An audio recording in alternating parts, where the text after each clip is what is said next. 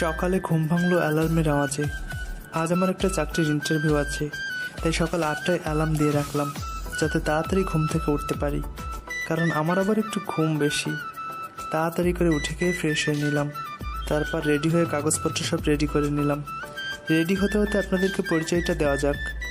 আমি মেহেদি হাসান রাকিব, বাবা মায়ের একমাত্র সন্তান। বাবা একটা সরকারি চাকরি করে। বাবার বয়স হয় তিনি সংসারের বোঝা আর বইতে পারছে না, তাই আমি একটা চাকরি করার সিদ্ধান্ত নিলাম। আমি এবার অনার্স কমপ্লিট করলাম, কিন্তু পড়ালেখা শেষ হওয়ার পর কোনো জায়গায় আজও চাকরি হলো না। অনেক জায়গায় চাকরির ইন্টারভিউ দিলাম, কিন্তু কোনো কাজ হলো না। একটা বড় ভাইয়ের কথা অনুযায়ী আজ একটা কোম্পানিতে যাচ্ছি ইন্টারভিউ দিতে। জানি না কপালে চাকরি আছে কিনা, তারপরও কষ্ট করতে হবে। আপনাদের পরিচয় দিতে দিতে খাবার টেবিলে চলে আসলাম। তারপর তাড়াতাড়ি করে নাস্তা করে নিলাম। নাস্তা শেষ করে মাকে সালাম করে বিদায় দিয়ে বেরিয়ে পড়লাম। রাস্তায় আসার পর হলো আরেক ঝামেলা। অনেকক্ষণ ধরে দাঁড়িয়ে আছি গাড়ির জন্য, কিন্তু কোনো গাড়ি পাচ্ছি না। এইদিকে ঘড়ির দিকে তাকিয়ে দেখি 9টা 15 বেজে গেছে, আর 45 মিনিট বাকি আছে। দেরি হয়ে গেলে আমার ইন্টারভিউ দেওয়া হবে না, তাই আর দাঁড়িয়ে না থেকে হাঁটা ধরলাম। কিছু দূর যেতে একটা রিক্সা পেলাম, তাই আর দেরি না করে তাড়াতাড়ি উঠে পড়লাম। নির্দিষ্ট সময় 10 মিনিট আগে গন্তব্যে এসে পৌঁছালাম। তারপর রিক্সা ভাড়া দিয়ে ভেতরে ঢুকে পড়লাম। ভিতরে এসে দেখলাম অনেকজন বসে আছে ইন্টারভিউ দিতে, তাই আমি একটা সিটে গিয়ে বসে পড়লাম। তারপর একজন একজন করে ইন্টারভিউ দিতে ঢুকতেছে, আর কিছুক্ষণ পর বের হচ্ছে। আমার একটু নার্ভাস লাগতেছে, সাথে একটু ভয়ও হচ্ছে। এভাবে প্রায় 15 জন যাওয়ার পর আমার ডাক পড়লো। আশেপাশে তাকিয়ে দেখি কেউ নেই, তার মানে আমি সবার শেষে পড়লাম। তারপর রুমের সামনে গিয়ে দেখলাম একটা মেয়ে পিছন দিক হয়ে বসে আছে, হয়তো উনি এই অফিসের বস। তারপর দরজার সামনে এসে বললাম, আসতে পারি ma'am? Yes, come in please, take your seat. তারপর ভিতরে ঢুকে বসে পড়লাম। তারপর ম্যাম আবার বলে উঠল, আপনার নাম কি? নিধিও আমাকে দেখে অবাক হয়ে গেল। হওয়ারও কথা, কারণ এতদিন পর দুজন আজকে সামনাসামনি দেখা হলো, তাই। তারপর আমাকে বলল, ডোন্ট কল মি নিধি, ভুলে যাবেন না আমি এই অফিসের বস, তাই আমাকে ম্যাডাম বলে ডাকবেন। সরি ম্যাডাম, ভুল হয়ে গেছে, আর হবে না। হ্যাঁ, মনে থাকে যেন। আর এখানে কেন এসছেন? জি ম্যাডাম, চাকরির ইন্টারভিউ দিতে। আমার অফিসে তো কোনো বেইমান বা ঠকবাজকে চাকরি দেই না। এখানে তো অনেক মেয়ে আছে নাকি? এখানেও কাউকে ঠকানোর জন্য মতলবে চাকরি চাইছেন? আপনি ভুল ভাবছেন, আমি এরকম ছেলে না। ম্যাম, আপনার কোথাও ভুল হচ্ছে, আর আমি কাউকে ঠকাই নাই। তখন আপনাকে অনেক বোঝানোর চেষ্টা করেছি, কিন্তু আপনি বোঝার চেষ্টা করেন নাই। আর কি বোঝাবেন মিথ্যা বলে? আপনার মতো ছেলেদের ভালো করে চেনা আছে। আপনারা মেয়েদের জীবন নিয়ে খেলা করতে পারেন। ম্যাডাম, আপনি এখনো সত্যিটা জানেন না, জানলে এমন করতেন না। নিজের চোখে তো সব দেখলাম, আর কি সত্যি জানবো? আর এই বিষয় নিয়ে আর কথা বলতে চাই না। এখন বলো, এখানে আসার মতলবটা কি তোমার? ম্যাডাম, আমি এখানে চাকরির ইন্টারভিউ দিতে আসছি, আর কোনো মতলব নিয়ে আসি নাই। আমি আপনাকে চাকরি দিতে পারি, কিন্তু একটা শর্তে। সেটা হলো অফিসের কোনো মেয়ের সাথে কথা বলতে পারবেন না, আর আমার কথা মতো চলতে হবে। তোমার আগের অভ্যাসটা এখনো পরিবর্তন হয়নি। আগেও ঠিক এইরকম কথাই বলতে, কিন্তু কি করব, আমার যে চাকরিটা লাগবে আমার ফ্যামিলির জন্য, মনে মনে ভাবতে লাগলাম। তারপর নিধিকে বললাম, ঠিক আছে ম্যাডাম, আমি রাজি। ওকে, আপনার চাকরি হয়ে গেছে, কাল যথাসময়ে জয়েন করবেন। তোমাকে চাকরি দিয়ে আমাকে কষ্ট দেওয়ার প্রতিশোধ আমি নেব। আমি খুব ভালো করে বুঝতে পারছি নিধি কেন এই কথাগুলো বলছে, আর আমাকে কেন চাকরি দিয়ে দিচ্ছে ইন্টারভিউ ছাড়া। কারণ সে আমার উপর অত্যাচার করার জন্য, আর আমার ফ্যামিলির জন্য আমার চাকরিটা করা লাগবেই, এগুলো ভাবতেছি। তারপর আমি নিধিকে বললাম, ম্যাম, আমার কাগজপত্র লাগবে না, আর আমার তো ইন্টারভিউ নেন নাই। ইন্টারভিউ নেওয়া লাগবে না। হ্যাঁ, কাগজগুলো আমার কাছে দেন, আর কাল থেকে জয়েন করবেন। আপনার স্যালারি মাসে 40,000 টাকা। আমি যখন যেটা বলবো তখন সেটা করবেন। এখন আপনি কি করবেন ভেবে দেখেন। জি ম্যাডাম, আমি রাজি। ওকে, তাহলে আপনি এখন আসতে পারেন, কালকে থেকে চলে আসবেন। Okay madam. এটা বলে নিধির অফিস থেকে বের হয়ে গেলাম। আপনারা কিছুই বুঝতেছেন না, তাই তো? নিধি আর আমি দুজনকে কিভাবে চিনি, তাহলে শোনেন। নিধি আমার কলেজের এক্স গার্লফ্রেন্ড। কলেজের নিধির সাথে আমার 1 বছর 5 মাস রিলেশন ছিল, কিন্তু একটা মেয়ে আমাকে ভালোবাসতো, আর আমি মেয়েটাকে গ্রহণ করি নাই, তাই সেই মেয়েটা আমাদের ভালোবাসা সহ্য করতে পারেনি। তাই নিধিকে উল্টাপাল্টা ভুল বুঝিয়ে নিধি আর আমাকে আলাদা করে দিয়েছে। এখন নিধি আমাকে ভালোবাসে না, এখন আমাকে ঘৃণা করে। কিন্তু নিধিকে আমি এখনো ভুলতে পারি নাই। 1 বছর পর আবার নিধির মায়াবী চেহারা দেখতে পাবো ভাবতে পারি নাই। আপাতত এটুকুই জেনে রাখেন, একসময় আপনাদের সব কিছু খুলে বলবো, আমার আর নিধির কলেজের লাভ স্টোরিটা। তারপর সেখান থেকে বাড়ির উদ্দেশ্যে রওনা দিলাম। আর ভাবতে লাগলাম, চাকরি তো পেলাম, কিন্তু কি জানি নিধি আমাকে কতটা কষ্ট দিবে। আর আমারও চাকরিটা দরকার। বাবার বয়স হয়েছে, আর কতদিন পারবে। আমাকে তো সংসারের দায়িত্ব নিতেই হবে। কিছুদিন না হয় নিধির কষ্ট সহ্য করতে হবে, তারপর অন্য জায়গায় চাকরি পেলে চলে যাব। একসময় নিধি আমাকে কতই না ভালোবাসতো, আর এখন আমাকে ঘৃণা করে। একসময় আমি কান্না করলে নিধিও কান্না করত, আর এখন আমার থেকে প্রতিশোধ নেওয়ার জন্য নিজের অফিসে চাকরি দিয়ে দিয়েছে। এসব ভাবতে ভাবতে বাসায় চলে আসলাম। বাসায় এসে মা বাবাকে বললাম। মা বাবা তো অনেক খুশি, আমি চাকরি পেয়েছি, স্যালারিও ভালো আছে, আমাদের সংসার চলে যাবে অনায়াসে। আর বাবাকে বললাম চাকরি ছেড়ে দিতে। তারপর খাওয়া দাওয়া করে রুমে চলে আসলাম। এভাবে কেটে গেল সারাদিন। পরের দিন সকালে ঘুম থেকে উঠতে দেরি হয়ে গেল। ঘুম থেকে উঠে দেখি 9:30 বেজে গেছে। আজকে আমার অফিসের প্রথম দিন। দেরি করলে না জানি নিধি আমার কি অবস্থা করে, তাই তাড়াতাড়ি করে ফ্রেশ হয়ে রেডি হয়ে নিলাম। তারপর মা বাবার জোড়াজড়িতে হালকা কিছু নাস্তা করে বেরিয়ে গেলাম। তারপর রাস্তায় এসে একটা রিক্সা নিয়ে তাড়াতাড়ি করে অফিসের সামনে চলে আসলাম। তারপর রিক্সা ভাড়া দিয়ে ভেতরে ঢুকে পড়লাম। ঘড়ির দিকে তাকিয়ে দেখি 20 মিনিট লেট হয়ে গেছে। আজকে অফিসের প্রথম দিন, তাও আবার 20 মিনিট লেট। না জানি নিধি কি বলে। এসব ভাবতে ভাবতে নিধির রুমের সামনে চলে আসলাম। তারপর ভয়ে ভয়ে বললাম, যেতে পারি? Yes, coming. আপনার আসতে এত লেট হলো কেন? অফিসে প্রথম দিন লেট? আসলে ম্যাম, ঘুম থেকে উঠতে দেরি হয়ে গেছে, তাই অফিসে আসতে দেরি হয়ে গেল। এটা কারো বাবার অফিস না যে যখন ইচ্ছে তখন আসবেন। আর শুনেন, কালকে থেকে যেন এরকম দেরি না হয়। আজকে আপনার অফিসে প্রথম দিন, তাই আর কিছু বললাম না। মাইন্ডেড। ওকে ম্যাডাম, মনে থাকবে। ওকে, আমি ম্যানেজারকে বলে দিচ্ছি, আপনার কাজ বুঝে দেবে আর মন দিয়ে কাজ করবেন। আর কাজের কোনো ফাঁকি দিয়ে মেয়েদের সাথে কথা বলবেন না। বলা তো যায় না আপনাদের বিলিভ নেই।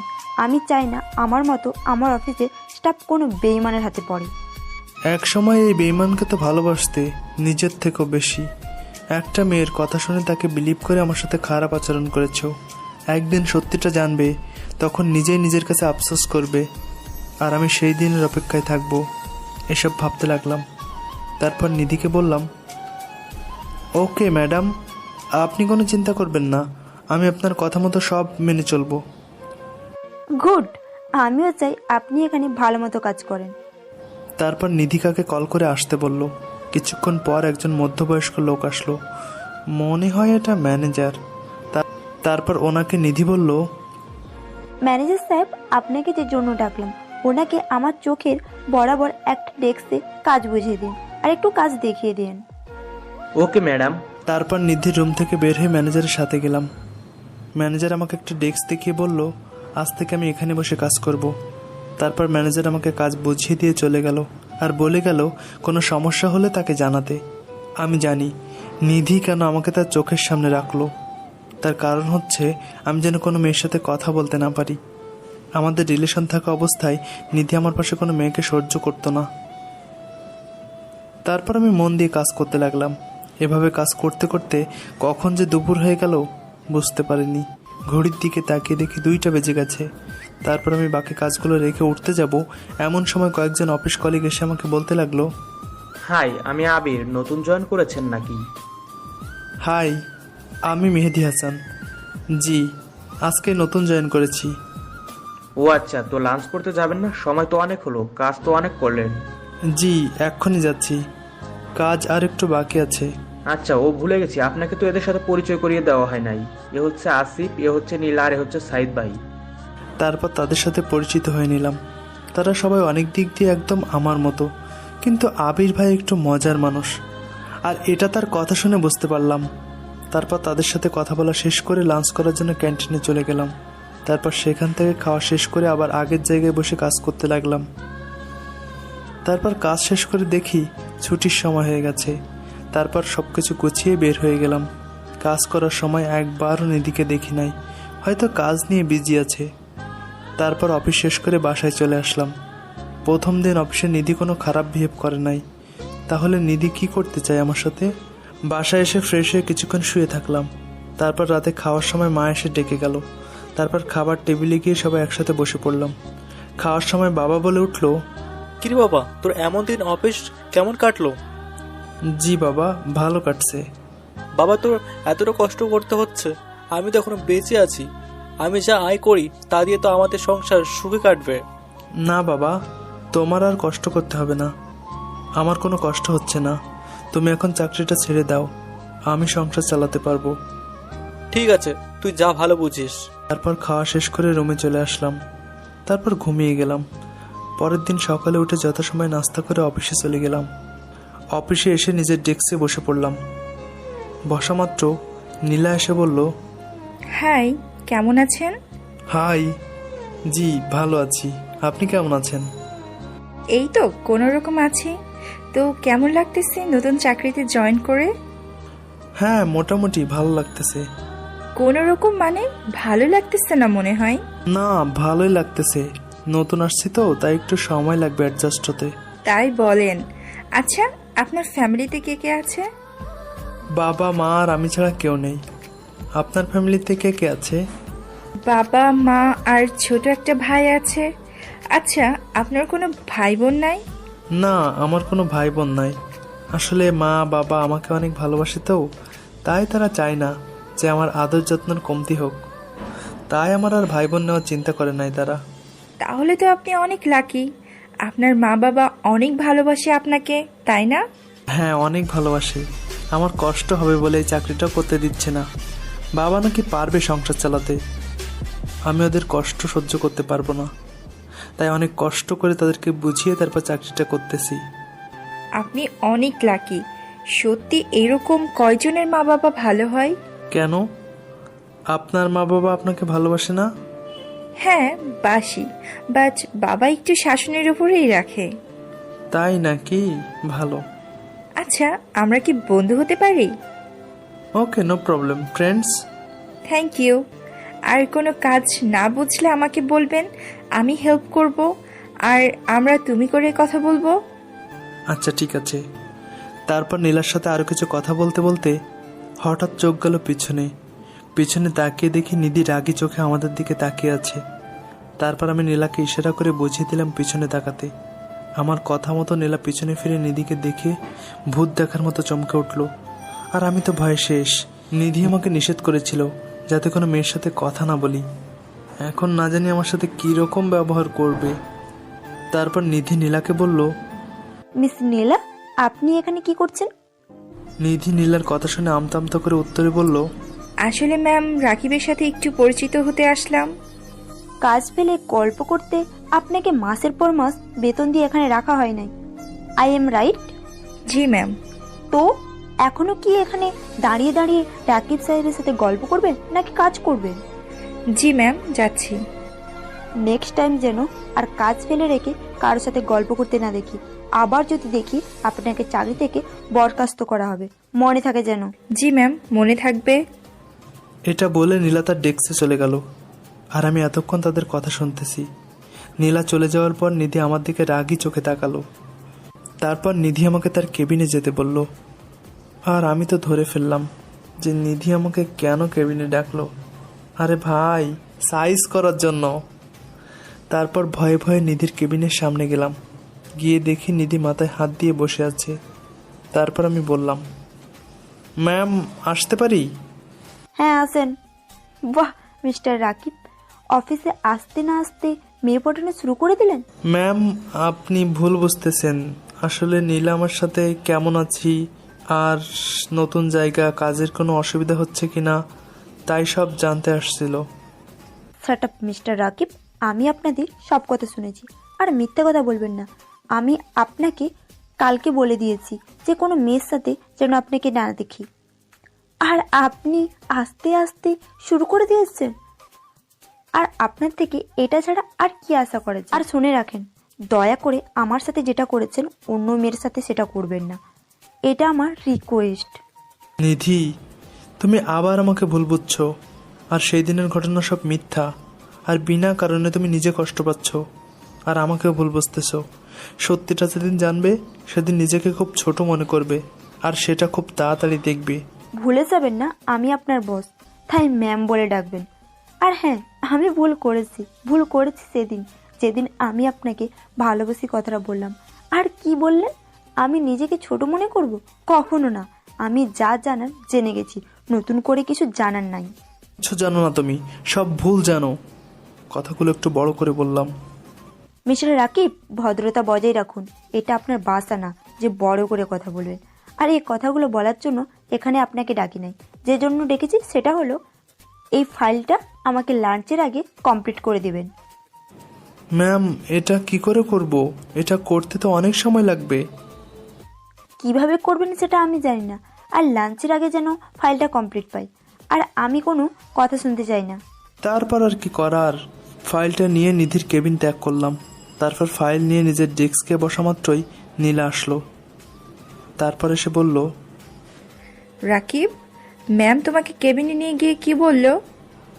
কি আর বলবে, কিছুক্ষণ ঝাড়ি মারলো আর ফাইলটা দিল, আর বলল দুপুরে লাঞ্চের আগে শেষ করতে। কি বলছে এইসব? এই ফাইলটা তুমি কিভাবে শেষ করবে? এটা তো তুমি বুঝবে না। আমাকে দাও, আমি করে দিচ্ছি। তার আর দরকার হবে না, ম্যাডাম জানতে পারলে তোমার চাকরি থাকবে না। আমি করে নিতে পারবো। ম্যাম জানতে পারবে না? দাও আমাকে, তুমি এটা বুঝবে না। আরে আমি পারবো, তুমি এখান থেকে যাও। ম্যাম দেখলে দুজনকেই চাকরি ছাড়তে হবে। এটা বলে নীলাকে পাঠিয়ে দিলাম। তারপর ফাইলটা খুলে দেখতে লাগলাম। ফাইলটা দেখে মাথা চক্কর দিয়ে উঠলো। কিছুই বুঝতে পারছি না কি করব। এদিকে নীলার কাছেও হেল্প নিতে পারছি না। এভাবে অনেকক্ষণ ফাইলটা ঘাটাঘাটি করে অনেক কষ্ট করে কাজ করতে লাগলাম। কাজ করতে করতে দুপুর গড়িয়ে গেল। দুপুরের খাবারটাও খেতে পারলাম না। তারপর কাজ শেষ করে খেতে চলে গেলাম। তারপর খাওয়া শেষ করে এসে নিজের ডেস্কে বসে পড়লাম। বসা মাত্রই পিয়ন চাচা এসে বলল, ম্যাম আপনাকে ডাকতেছে। তারপর ফাইলটা হাতে নিয়ে নিধির কেবিনের দিকে গেলাম। নিধির কেবিনের সামনে এসে বললাম, ম্যাম আসবো? আপনি নাকি আমাকে ডেকেছেন? হ্যাঁ, আপনাকেই ডাকছি, কারণ সকাল থেকে আপনাকে একটা ফাইল দিয়েছি। এটা দুপুরের আগে শেষ করে দেওয়ার কথা ছিল, কিন্তু এখন 3টা বাজে। তো এখন কি ফাইলটা শেষ হয়েছে? জি ম্যাম, হয়েছে। তারপর আমি ফাইলটা নিধির হাতে দিলাম। তারপর হঠাৎ নিধি যা করলো তা আমি ভাবতেও পারি নাই। নিধি ফাইলটা দেখতেছিল, কিন্তু হঠাৎ করে নিধি আমার মুখের উপর ফাইলটা ছুঁড়ে মারলো। ফাইলের কোনা আমার ঠোঁটের উপর পড়ায় আমার ঠোঁটের কিছু অংশ ফেটে যায়, যার ফলে রক্ত বেরিয়ে আসে। আর নিধি সেদিকে চোখ না দিয়ে বলতে লাগলো, এটা কাজ করেছেন নাকি আর কি করেছেন? ফাইলটা এত কাটাকাটি করলেন কেন? জানেন এই ফাইলটার দাম কত? যার দাম দিয়ে আপনার পুরো ফ্যামিলিকে সহ কিনলেও সমান হবে না। ম্যাম আসলে একটু ভুল হয়েছে, তাই কাটাকাটি হয়েছে। ভুল হবে কেন? মেয়েদের সাথে তো কথা বলতে ভুল করেন না, খুব সুন্দর করে কথা বলেন। কাজের বেলা কেন ভুল হয়? সরি ম্যাম, আর হবে না। আসলে আমি বুঝতে পারি নাই তো, তাই। ছুটির আগে যেন আমি আবার এই ফাইলটা ঠিক মতো পাই। কিভাবে করবেন জানেন না। আর এই ফাইলটা যদি না হয় তাহলে কোম্পানির অনেক বড় লস হবে। তাহলে কিন্তু আমি আপনাকে ছেড়ে কথা বলবো না, মনে রাখবেন। ঠিক আছে ম্যাম। আমি বের হয়ে যাওয়ার পর নিধি বলতে লাগলো, এখনো সব শুরু মিস্টার রাকিব। আমাকে ঠকানোর প্রতিশোধ আমি তো নিবই আপনার কাছ থেকে। নিজের থেকেও বেশি ভালোবাসতাম আপনাকে, আর আপনি আমাকে ঠকালেন। তারপর সেখান থেকে ফাইলটা হাতে নিয়ে নিধির কেবিন থেকে বেরিয়ে পড়লাম। তারপর নিজের ডেস্কে এসে বসলাম আর ভাবতে লাগলাম, একসময় যে মানুষটা আমি একটু ব্যথা পেলে আমার আগে নিজে কান্না করতো, আজ সেই মানুষটা আমার শরীর থেকে রক্ত ঝরতে দেখে মুখ তুলে তাকালো না। এসব ভাবতে লাগলাম। তারপর আবার কাজে মন দিলাম। নিধি বলেছে ছুটির আগে কাজটা শেষ করতে হবে। তারপর ছুটির 20 মিনিট আগে কাজটা শেষ করলাম। তারপর আবার ফাইলটা হাতে নিয়ে নিধির কেবিনে আসলাম। এসে তারপর ফাইলটা নিধির হাতে দিলাম। তারপর নিধি ফাইলটা দেখতে লাগলো। কিছুক্ষণ পর নিধি ফাইলটা দেখা শেষ করে আমাকে বলল, হ্যাঁ, এখন ঠিক আছে। আর এখন থেকে দেখে শুনে কাজ করবেন। ঠিক আছে ম্যাম। একটা প্রশ্ন করতে পারি আপনাকে? আরে ম্যাম, এতে পারমিশন নেওয়ার কি আছে? আমি তো আপনার অফিসের কর্মচারী। তবু আপনার পার্সোনাল বিষয়ে প্রশ্ন করবো তো, তাই পারমিশন নিলাম। না ম্যাম, সমস্যা নাই, করতে পারেন। থ্যাঙ্কস। তো আপনার জিএফ এর খবর কি? না মানে আপনার আসিয়ার আর কি এখন আছে, নাকি আমার মতো ওকে ঠকালেন?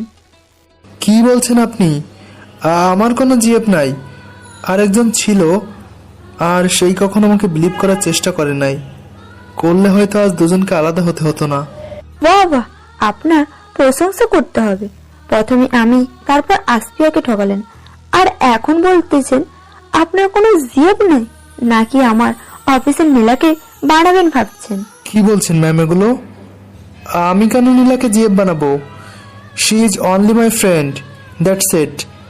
আর কিছু নাই আমাদের মধ্যে। আপনাকে আমি ভালো করে চিনি। আপনাদের মতো ছেলের থেকে আর বেশি কিছু আশা করা যায় না, এটাই আশা করা যায়। ম্যাম শোনেন, একটা রিলেশনের ট্রাস্ট টাকা দরকার। সেটা আপনার মধ্যে কখনোই ছিল না। থাকলে 1.5 বছরের রিলেশনকে আপনি ছুঁড়ে ফেলে দিতে পারতেন না। নিজের থেকেও বেশি বিশ্বাস করতাম আপনাকে, আর ভালোবাসতাম। আর আপনি কি করলেন? আমাকে ঠকালেন, যেটা আমার চোখের সামনে প্রমাণ করে দিলেন। আমি আপনাকে কখনোই ঠকাই নাই। অনেক সময় চোখের দেখায় ভুল হয়, যেটা আপনি করতেছেন। ব্যাস, আর মিথ্যে কথা শুনতে চাই না আপনার। আপনি এখন আসতে পারেন। Thank you ma'am, bye. তারপর সেখান থেকে ডেস্কে এসে সবকিছু গুছিয়ে তারপর বাড়ির উদ্দেশ্যে রওনা দিলাম। তারপর রিক্সা করে বাড়ির সামনে চলে আসলাম। রিক্সা ভাড়া দিয়ে বাড়ির ভিতরে ঢুকে পড়লাম। তারপর ফ্রেশ হয়ে কিছুক্ষণ শুয়ে পড়লাম। তারপর খাবার টেবিলে গেলাম। মা এসে ডেকে গেছিল। খাবার টেবিলে বসা মাত্রই বাবা জিজ্ঞেস করছিল, কিরে বাবা, তোর ঠোঁটটা কাটলো কিভাবে? আসলে বাবা হয়েছে কি, ওই গাড়িতে একটু লেগে কেটে গেছে আর কি। দেখে শুনে যাবি তো? কি দরকার ছিল চাকরি করার? আমি তো এখনো বেঁচে আছি। না, আমার কোনো সমস্যা হচ্ছে না। তারপর আমাদের কথার মাঝখানে মা বলে উঠল, বাবা, আমি জানি তোর অনেক কষ্ট হচ্ছে, এটা তো চোখ মুখ দেখেই বোঝা যাচ্ছে। তুই তো কোনোদিন এক গ্লাস পানি নিজের হাতে নিয়ে খাস নাই। তোমরা আমাকে নিয়ে অযথা টেনশন করতেছো, আমি একদম ঠিক আছি। তারপর আরো অনেক কথা বলতে বলতে খাবার শেষ করলাম। তারপর রুমে এসে শুয়ে পড়লাম। তারপর নিধির কথা ভাবতে লাগলাম। নিধির কথা ভাবতে ভাবতে চোখ দিয়ে পানি বের হয়ে গেল। আসলে নিধির সাথে আমার ব্রেকআপ হওয়ার পর থেকে প্রতি রাতে নিধির কথা ভেবে ভেবে চোখের পানি দিয়ে বালিশ ভিজিয়ে ফেলি। এসব ভাবতে ভাবতে কখন যে ঘুমিয়ে পড়েছি মনে নাই। ঘুম ভাঙলো পরের দিন সকালে। ঘুম থেকে উঠে রেডি হয়ে নাস্তা করে অফিসে চলে আসলাম। তারপর অফিসের সামনে এসে যখন ভেতরে ঢুকতে যাব, তখন কে যেন আমাকে ডাক দিল। তাই আমি পিছনে ফিরে তাকালাম। দেখে আবির ভাই, সাথে আসিফ ভাইও। তারপর আবির ভাই আমাকে বলতে লাগলো, কেমন আছেন রাকিব ভাই? দিনকাল কেমন যাচ্ছে আপনার? জি আবির ভাই, ভালো আছি। আপনি কেমন আছেন? এই তো, আমার দিনকাল ভালোই যাচ্ছে। হ্যাঁ, আমিও ভালো আছি। আপনাকে দেখি সবসময় কাজ করতে থাকেন। ম্যাডাম কি আপনাকে কাজ বেশি দিতেছে নাকি? আরে না ভাই, আমি নতুন জয়েন করেছি, তাই একটু মিলিয়ে নিতে কষ্ট হয় আর কি। আস্তে আস্তে ঠিক হয়ে যাবে। তারপর তাদের দুজনের সাথে কথা বলতে বলতে অফিসে ঢুকে পড়লাম। তারপর নিজের ডেস্কে বসে পড়লাম। বসার পর কিছু কাজ ছিল, এগুলো করতে লাগলাম। কিছুক্ষণ পর নীলা আসলো। এসে বলতে লাগলো, কেমন আছো রাকিব? কাজ কেমন চলতেছে? এই তো ভালো আছি, তুমি কেমন আছো? এই তো কোনো রকম চলতেছে। আমিও ভালো আছি। কালকে দেখলাম তুমি ম্যাডামের রুম থেকে মুখ কালো করে বের হচ্ছ। ম্যাডাম কি তোমাকে কিছু বলছে? আরে না, ম্যাম কেন আমাকে কিছু বলবে? আসলে একটা কাজ বুঝতেছি না, তাই এটা বুঝে নিতে গিয়েছিলাম। আর কাজ বুঝতেছি না, তাই মন খারাপ ছিল। আরে এতে মন খারাপ করার কি আছে? আস্তে আস্তে সব বুঝে যাবে। তারপর আরো কিছু কথা বলে নীলা চলে গেল। আমি নীলার সাথে কথা বলছি, এটা নিধি তার কেবিন থেকে খেয়াল করলো। আর এটা দেখে নিধির প্রচুর রাগ হচ্ছিল। তারপর আমি মন দিয়ে কাজ করতে লাগলাম। তারপর পিয়ন চাচা এসে বলল, নিধি নাকি আমাকে ডাকছে। আর আমি পিয়ন চাচাকে বললাম, জি আমি বের হচ্ছি। তারপর পিয়ন চাচা চলে গেল। কাজগুলো রেখে নিধির কেবিনে যাওয়ার জন্য পা বাড়ালাম।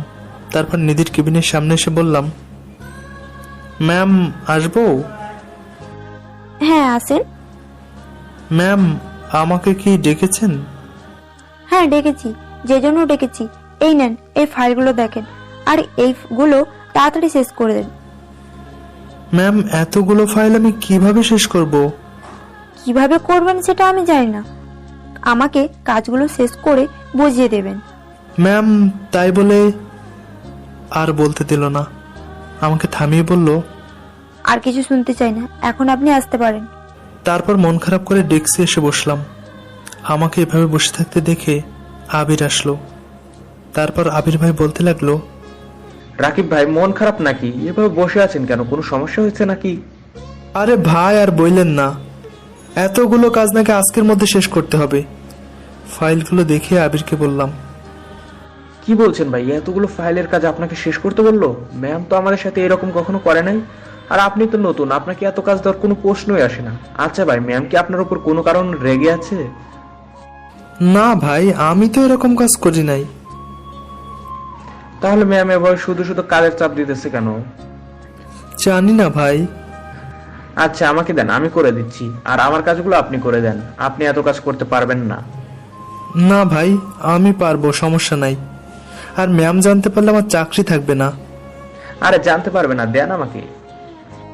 তারপর আবির ভাই অনেক জোরে জোরিতে ফাইলগুলো নিয়ে চলে গেল। কিছুক্ষণ পর এসে আবির ভাই ফাইলগুলো দিয়ে চলে গেল। এরপর আমি আবির ভাইয়ের ফাইলগুলো দেখে কাজ করতে লাগলাম। ফাইলগুলো বুঝতে পারছি, তাই কাজ করতে সমস্যা হয় নাই। কাজ করতে করতে লাঞ্চের সময় হয়ে গেল। তারপর নীলা এসে ডেকে নিয়ে গেল। নীলার সাথে ক্যান্টিনে গিয়ে খাওয়া শেষ করে আসলাম। তারপর এসে আবার কাজ করতে লাগলাম। অফিস ছুটির সময় 30 মিনিট আগে এসে আবির ভাই আমাকে ফাইলগুলো দিয়ে বলল, রাকিব ভাই এই নেন, আর 2টার কাজ বাকি আছে। সমস্যা নেই, আমি করে নিতে পারবো। এই নেন আপনার ফাইল। শেষ করে ফেলেছেন? থ্যাংক ইউ ভাই। আরে থ্যাংক ইউ তো আমার বলা উচিত। আরে ঠিক আছে, সমস্যা নাই। আর আমরা তো ফ্রেন্ড, একসাথে কাজ করি, এটা কোনো ব্যাপার না। ভাই। তারপর আবির ভাই চলে গেল। তারপর আমি আবার কাজে মন দিলাম। কাজ করতে করতে ঘড়ির দিকে তাকিয়ে দেখি ছুটির সময় শেষ হয়ে 10 মিনিট বেশি পেরিয়ে গেল। আর আমার এখনো কাজ শেষ হয় নাই। সবাই চলে গেছে, শুধু আমি আর নিধি আছি। নীলা অবশ্য আমাকে ডাকতে আসছিল। আমি বলছি যে কাজ শেষ হবে কিছুক্ষণ পর, তারপর যাব। এরপর আবার কাজ করতে লাগলাম। কাজ করতে করতে রাত 9টা বেজে গেল। কাজ শেষ করে উঠতে যাব, তখন নিধি আসলো। নিধি এখনো যায় নাই। তারপর নিধি আমাকে বলল, আপনি এখন বাসায় চলে যান, বাকি কাজগুলো বাসা থেকে করে আনবেন। কাল সকালে এসে আমাকে ফাইলগুলো জমা দিবেন। না ম্যাম, আমার কাজ শেষ। আমি আপনাকে ফাইলগুলো দিতে যাচ্ছিলাম। এই যে দেখেন। ফাইলগুলো বাড়িয়ে দিয়ে বললাম, এখন না, কাল সকালে এসে আমাকে জমা দিবেন, তখন দেখব। এখন আপনি বাসায় যান। সবকিছু গুছিয়ে অফিস থেকে বের হলাম। নিধি এখনো আসে নাই, হয়তো দারোয়ান চাচার সাথে কথা বলছে। তারপর গাড়ির জন্য অপেক্ষা করতে লাগলাম। তারপর আমি অফিস শেষ করে বাসার উদ্দেশ্যে বের হলাম। বের হয়ে রাস্তায় দাঁড়িয়ে গাড়ির জন্য অপেক্ষা করতে লাগলাম, কিন্তু কোনো গাড়ি পাচ্ছি না। হঠাৎ একটা গাড়ি আমার সামনে এসে দাঁড়ালো। তারপর গ্লাস নামিয়ে ফেললো। গাড়ির ভেতরে যা দেখলাম তা দেখে আমি অবাক, কারণ গাড়ির ভেতরে হচ্ছে নিধি। তারপর নিধি আমাকে বলল, গাড়িতে ওঠেন, আপনাকে বাসেই নামিয়ে দিই। সারাদিন অত্যাচার করে এখন আসছে করুণা করতে, মনে মনে বললাম। তারপর নিধিকে বললাম, তার আর দরকার হবে না ম্যাম, আপনি চলে যান, আমি গাড়ি করে চলে যাব। এত রাতে গাড়ি পাবেন না, বেশি কথা না বলে গাড়িতে ওঠেন। এখন তো মাত্র 9:30 বাজে, ঢাকা শহরে এখনো গাড়ি চলাচল করতেছে। গাড়ি পেয়ে যাব ঠিকই, আপনি চিন্তা করবেন না, আমি ঠিক চলে যেতে পারবো। আর আমি তো আবার ঠকবাজ, আপনাকে একা পেয়ে আবার আপনার ক্ষতি করে ফেলবো, তাই আপনি চলে যান। শুনেন, আমি আমার অফিসে যে কোনো স্টাফ হলেও গাড়িতে তুলতাম। বেশি কথা শুনতে চাই না, গাড়িতে উঠে পড়ুন। তারপর আর কি করার, নিধির জেদের কাছে হেরে গেলাম। নিধি একটু জেদি মেয়ে, যেটা বলে সেটাই করে। তারপর গাড়িতে উঠে পড়লাম। গাড়িতে উঠে সোজা সামনে বসে পড়লাম। তারপর নিধি গাড়ি ড্রাইভিং করতেছে আর চোখে বারবার আমার দিকে তাকাচ্ছে। আর আমি জানলা দিয়ে বাইরে তাকিয়ে আছি, আর নিধির আর চোখের তাকানো দেখে খেয়াল করছি মাঝে মাঝে। তারপর কিছুক্ষণ পরে বাসার সামনে এসে গাড়ি থামলো। নিধি আগে থেকে আমার বাসা চিনতো, অনেকবার আমার বাসায়ও আসছে। আর আমার আর নিধির রিলেশনের কথা মা বাবাও জানতো। আর এখন আর আমাদের রিলেশন নেই সেটাও জানে। আর নিধির সাথে আমার ঘটে যাওয়ার সব কথা জানতো। তারপর গাড়ি থেকে নেমে নিধিকে ধন্যবাদ দিয়ে বাসার ভেতরে চলে আসলাম। আর নিধি গাড়ি নিয়ে চলে গেল। নিধির বাসা আমাদের বাসা থেকে গাড়ি করে যেতে 20 মিনিট সময় লাগে। তারপর বাসার ভেতরে এসে দরজায় কলিং বেল চাপ দিলাম। চাপ দেওয়ার সাথে সাথে মা দরজা খুলে দিল, হয়তো আমার জন্য অপেক্ষায় থাকছে। তারপর দরজা খোলা মাত্র মা বলল, কি রে বাবা, আজ এত দেরি হলো কেন? আসলে মা, আজকে একটু কাজ বেশি ছিল, তাই ফিরতে দেরি হয়ে গেল। বাবা কোথায়? তোর বাবা রুমে আছে, তোর জন্য না খেয়ে বসে আছে। আমার জন্য কেন বসে আছো মা?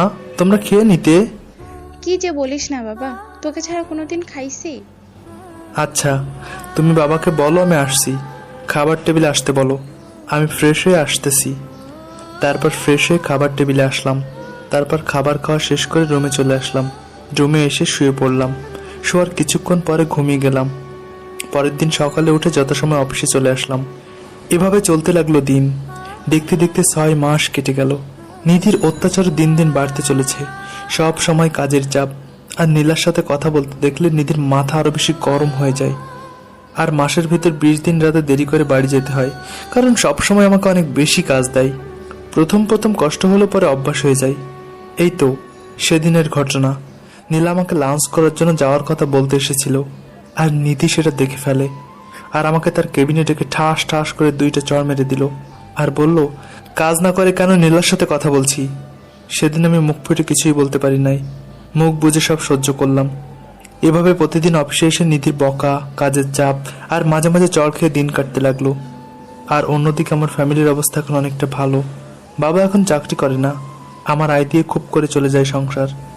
মা বাবা অনেক খুশিতে আছে, কিন্তু আমি নাই, কারণ এত কিছুর পরেও নিধি আমাকে বুঝতে পারলো না। আজও ভালোবাসি নিধিকে, আর প্রতি রাতে চোখ দিয়ে পানি ফেলিয়ে নিধির কথা ভাবি। এভাবে চলতে লাগলো সময়। একদিন সকালে অফিসে নিধির কেবিনের দিকে যাচ্ছিলাম, একটা ফাইলের ব্যাপারে বুঝতে পারছি না, তাই নিধির কেবিনের সামনে এসে ঢুকতে যাব, এমন সময় আমাদের অফিসের কলিগ সাইদ ভাই আমার সামনে তার পা দিয়ে ল্যাং মেরে ফেলে দিল। আর আমি গিয়ে সোজা নিধির গায়ের উপর পড়ে গেলাম। আসলে সাইদ ভাই নিধির কেবিন থেকে বের হচ্ছিল, আর নিধি কি কাজের জন্য কেবিন থেকে বের হচ্ছিল। আসলে সাইদ ভাই মনে মনে নিধিকে পছন্দ করে। আমি যখন কাজের জন্য নিধির কেবিনে যেতাম, তখন সাইদ ভাই আমার দিকে রাগি চোখে তাকিয়ে থাকতো। আর নিধির পাশে তো আমাকে একদম সহ্য করতে পারতো না। অফিসের সবার সাথে ভালো সম্পর্ক থাকলেও সাইদ ভাই আমার সাথে কথাও বলতো না। তারপর আমি সোজা গিয়ে নিধির গায়ের উপর পড়ি, আর নিধি আমার শরীরের ভার সহ্য করতে না পেরে দুজনে একসাথে ফ্লোরে পড়ে যায়। আর আমার ঠোঁট সোজা গিয়ে নিধির ঠোঁটের সাথে স্পর্শ হয়ে যায়। নিধি নিচে আর আমি ওর উপরে। তারপর আমি তাড়াতাড়ি করে নিধির উপর থেকে উঠে দাঁড়াই, সাথে নিধিও। তারপর আমি নিধিকে বলতে লাগলাম, সরি ম্যাম, আসলে আমি ইচ্ছা করে আর বলতে পারলাম না। তোর চরিত্র এত খারাপ আমি আগে জানতাম না। আমি মনে করতাম তুই শুধু ঠকবাজ, কিন্তু তুই আজকে প্রমাণ করে দিলি তোর চরিত্রও খারাপ। ছি ছি, তোর একটুও বিবেকে বাঁধলো না? আমি তোর বস, এটাও ভাবলি না? ম্যাম, আপনি যা মনে করছেন তা না। আসলে আমি যখন আপনার কেবিনে যাচ্ছিলাম, তখন সাইদ ভাইয়ের সাথে নিধি আমাকে থামিয়ে দিয়ে বলল, এখন আবার মিথ্যে বলবি তাই না? তুই কি মনে করছিস তুই মিথ্যে বলবি আর আমি বিশ্বাস করব? তোকে আমি ভালো করে চিনি, এখন আমার চোখের সামনে থেকে চলে যা। ম্যাম, আমার কথাটা একবার শুনেন। একটাবার তোকে আমি আমার চোখের সামনে থেকে যেতে বলেছি, তোর কোনো কথা শুনতে চাই না আমি। যা এখান থেকে। তারপর বাধ্য হয়ে সেখান থেকে ডেস্কে চলে আসলাম। আসার সময় দেখলাম সবাই ঘৃণার চোখে আমার দিকে তাকিয়ে আছে, কিন্তু আমি তো কিছুই করি নাই। আর সাইদ ভাই কেন আমার সাথে এরকম করলো? সাইদ ভাইয়ের দিকে তাকিয়ে দেখি মুসকে মুসকে হাসছে, আর আমার চোখ দিয়ে অঝরে পানি পড়তে লাগলো। নিধিকে যে বিবেচনা না করে আমার সাথে এরকম বিহেভ করতে পারলো। এতদিন এত অত্যাচার করলো, তাও খারাপ লাগে নাই, কিন্তু আজকে আমাকে সবার সামনে এভাবে আমার চরিত্র নিয়ে কথা বললো। এতটা ঘৃণা করে নিধি আমাকে, এর চেয়ে কষ্ট আর কি হতে পারে? এগুলো ভাবতে ভাবতে ডেস্কে চলে আসলাম। তারপর এসে মাথা নিচু করে বসে আছি। সবাই আমার দিকে কেমন করে তাকিয়ে আছে। লজ্জায় কারোর দিকে আমি তাকাতে পারছি না। নিধি আমার সাথে এমনটা না করলেও পারতো। এসব ভাবছি, তখন আসিফ ভাই, নীলা, আবির ভাই আসলো আমার সামনে। তারপর আবির ভাই বলতে লাগলো, রাকিব ভাই, আপনি কি ইচ্ছে করে ম্যামের গায়ের উপর পড়েছেন নাকি অন্য কিছু? ঘটনা কি আমাকে খুলে বলেন তো। না ভাই, বিশ্বাস করো, আমি ইচ্ছা করে করি নাই। আমি যখন ম্যাডামের কেবিনে যাচ্ছিলাম তখন সাইদ ভাই ইচ্ছে করে আমার সামনে তার পা দিয়ে ল্যাং মারে, আর আমি তা সামলাতে না পেরে ম্যামের গায়ের উপর পড়ে যাই। আর বলতে হবে না, বাকি সব আমরা দেখেছি। এমনি আমি খেয়ালও করেছি তুমি আসার পর থেকে সাহিদ ভাই কি রকম ভাবে তাকিয়ে থাকে, আর আমরা তোমার সাথে কথা বলি তাই আমাদের সাথেও তেমন কথা বল না। আচ্ছা, ম্যাম বললো ম্যাম তোমাকে ঠকবাজ হিসাবে জানে, আর বললো তোমাকে ভালো করে চেনে, এটার মানে কি বুঝলাম না। তুমি আর ম্যাম কি কোনোভাবে পরিচিত? কথাটা শুনে কি বলবো বুঝতে পারছি না। এখন সত্যিটা না বললে ভাববে আমি ম্যামের সাথে উল্টাপাল্টা কিছু করেছি, আর আমি চাই না আমার আর নিধির রিলেশনের কথা কেউ জানুক। তাহলে নিধির সম্মান নষ্ট হবে, অফিসের সবাই খারাপ ভাববে। আমি চাই না নিধিকে কেউ খারাপ কথা বলুক, কেউ খারাপ মনে করুক, কারণ নিধি আমাকে ভালো না বাসলে আমি নিধিকে ঠিকই আগের থেকে বেশি ভালোবাসি। মনে মনে ভাবতে লাগলাম। আমি চুপ করে আছি দেখে নীলা বলতে লাগলো, কি হলো রাকিব, বলো। ম্যাম আর তুমি একে অপরকে কিভাবে চিনো? কই না মানে আমি ম্যামকে চিনি না, শুধু ম্যাম আমার বস এটা জানি। কি হলো বলো, ম্যাডাম আর তোমার সম্পর্ক কি? রাকিব, বলো সত্যিটা কি, আমরা সবাই সত্যিটা জানতে চাই। ম্যাম আর তোমার সম্পর্ক কি, আর একে অপরকে কিভাবে চিনো বলো। এতক্ষণ আমি চুপ করে আছি দেখে সবাই একের পর এক প্রশ্ন করে যাচ্ছে। তারপর আমি ওদেরকে বললাম, নিধি আর আমার রিলেশন ছিল, সেই হিসাবে আমরা একে অপরকে চিনি, কিন্তু একটা ভুল বোঝাবুঝির কারণে আমাদের রিলেশনটা ভেঙে যায়। আমার কথা শুনে সবার চোখ বড় বড় হয়ে গেছে, কেউ প্রস্তুত ছিল না আমার মুখ থেকে এই কথা শোনার জন্য। তারপর নীলা বলল, তার মানে নিধি ম্যাম তোমার এক্স গার্লফ্রেন্ড? হ্যাঁ, আজ থেকে প্রায় 1 বছর 6 মাস আগে আমার আর নিধির রিলেশন ভেঙে যায় একটা কারণে। নিধির সাথে আমার 1.5 বছরের সম্পর্ক ছিল। কিন্তু কেন রিলেশনটা শেষ হয়ে গেল, আর কারণটা কি বলবেন? আমরা সবাই জানতে চাই। রাকিব ভাই প্লিজ বলেন। হ্যাঁ রাকিব, আমরা শুনতে চাই কারণটা, যে কারণে তুমি আর নিধি ম্যাম আলাদা হয়ে গেছো। বলে আর লাভ কি হবে, না জানাটাই ভালো হবে। আর আমি চাই না অতীত মনে করে নতুন করে কষ্ট পেতে। রাকিব বলো প্লিজ, আমরা সবাই তোমার আর নিজের লাভ স্টোরিটা শুনতে চাই, আমরা সবাই রিকোয়েস্ট করতেছি, বলো। তারপর আর কি, সবার জড়জড়িতে বলতে বাধ্য হলাম। হয়তো কষ্ট লাগবে, তবুও বলে নিজে একটু হালকা হব। তাহলে শোনেন, চলে গেলাম অতীতে। আজ থেকে 3 বছর আগে। তখন আমি ছিলাম অনার্স 4th বর্ষের ছাত্র। কলেজ ক্যাম্পাসের মাঠে আমার বন্ধু আইমান, সামি, আরশি, সাদিয়া আড্ডা দিচ্ছি। এমন সময় আমার চোখ গেল কলেজ গেটের দিকে। গেট দিয়ে তাকিয়ে দেখলাম একটা মেয়ে কলেজের ভিতরে আসতে লাগলো। মেয়েটাকে দেখে তো আমি অবাক হয়ে গেলাম। মায়াবী ঠোঁটে গোলাপি লিপস্টিক আর গাঢ় কাজল দেওয়া, মায়াবী চেহারা, ঠোঁটে গোলাপি লিপস্টিক আর গাঢ় কাজল দেওয়া চোখে। মেয়েটাকে দেখে আমি প্রথম দেখাই প্রেমে পড়ে যাই। মনের ভেতরে এক অদ্ভুত ফিলিং চলে আসে, যা আমার অন্য কোনো মেয়েকে দেখে আজ পর্যন্ত হয়নি। যদিও অনেক মেয়ে আমাকে প্রপোজ করেছিল, কিন্তু তাদের প্রতি আমার কখনোই এরকম ফিলিংস আসে নাই। যারা আমাকে প্রপোজ করেছে তাদের ভেতরে শুধু একটা মেয়ে আমার পিছনে পড়ে থাকতো, আমার ক্লাসমেট আসফিয়া। ওকে বারবার রিজেক্ট করে দেওয়ার পরও সে আমার পিছনে পড়ে থাকতো, আর বাকি মেয়েরা 1 দিন 2 দিন পিছনে পড়ে থেকে নিচ থেকে চলে যায়। কিন্তু আসফিয়া ছিল বাকিদের চেয়ে আলাদা। যদিও আসফিয়া দেখতে সুন্দর, তবুও ওর প্রতি আমার কোনো ফিলিংস ছিল না, শুধু ওকে আমার ফ্রেন্ড মনে করতাম। তারপর সেই দিন মেয়েটাকে আর দেখতে পেলাম না, কোথায় যে চলে গেল খুঁজে পেলাম না। তারপর আমার বন্ধু আইমান, সানি, আরশি, সাদিয়াকে সব খুলে বললাম। তারা আমার কথা শুনে অবাক, কারণ আমি নিজের থেকে বললাম যে আমার একটা মেয়েকে পছন্দ হয়েছে। সবাই মিলে একসাথে অনেক খুঁজলাম, কিন্তু আর পেলাম না কোথাও। সেদিন আর ক্লাস করিনি। তারপর সবাইকে বিদায় দিয়ে বাসায় চলে আসলাম। বাসায় এসে রাতে শুয়ে মেয়েটার কথা ভাবছিলাম, শুধু মেয়েটার চেহারা আমার সামনে ভাসতেছে। হঠাৎ নীলা বলে উঠল, রাকিব, মেয়েটা কি নিধি ম্যাম ছিল? হ্যাঁ, ওই মেয়েটা নিধি ছিল। তারপর আবার বলতে শুরু করলাম, সেদিন রাতে মাঝরাতে ঘুমিয়েছিলাম। মেয়েটার কথা ভাবতে ভাবতে কখন যে ঘুমিয়ে গেছি মনে ছিল না। পরের দিন সকালে আবার কলেজে চলে গেলাম।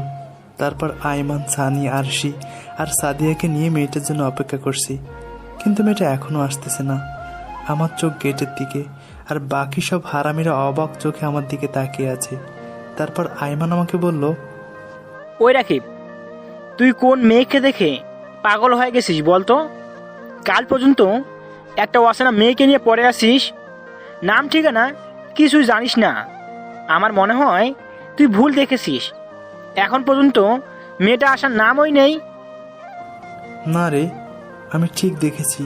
মেয়েটা গতকাল এই সময়ে কলেজে এসেছিল। এই সময় আসলে এখন পর্যন্ত আসছে না কেন? হয়তো তুই ভুল দেখেছিস। বাদ দে মেয়েটার কথা, আমরা তোর জন্য অন্য মেয়ে দেখব।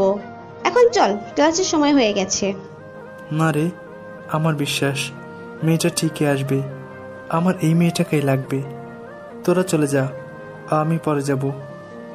আরে তুই মেয়েটার কিছুই জানিস না, তাহলে মেয়েটাকে খুঁজবি কি করে? শুধু শুধু এখানে দাঁড়িয়ে না থেকে এখন চল, পরে আমরা সবাই খুঁজে বের করব। যেহেতু এই কলেজে পড়ে তাহলে খুঁজে পাবো। এখন চল। আচ্ছা ঠিক আছে, আর বলতে পারলাম না। হঠাৎ চোখ গেল কলেজের গেটের দিকে। এতক্ষণ এদের সাথে কথা বলছি, তাই গেটের দিকে চোখ ছিল না। সবাই ক্লাসে যাওয়ার জন্য পা বাড়ালো, আর আমি থেমে গেলাম। সবাই আমার দাঁড়িয়ে থাকা দেখে আইমান বলল, কি রে, তোর আবার কি হলো? দাঁড়িয়ে গেলি কেন? মেয়েটা। কোন মেয়েটা? আর কোথায় সেই মেয়েটা? হাতের আঙ্গুল দিয়ে কলেজের গেটের দিকে দেখিয়ে দিলাম। সবাই আমার হাতের ইশারা পেয়ে গেটের দিকে তাকালো, আর আমি হাঁ করে তাকিয়ে আছি মেয়েটার দিকে। তারপর মেয়েটা আমাদের সামনে দিয়ে চলে গেল তাড়াহুড়ো করে। মেয়েটা চলে যাওয়ার পর সাদিয়া বলে উঠল, রাকিব, তুই এই মেয়েটাকে কালকে দেখেছিস নাকি? আরে হ্যাঁ, এই মেয়েটাই কালকের মেয়েটা। তোরা থাক, আমি দেখে আসি মেয়েটা কোন ইয়ারে পড়ে।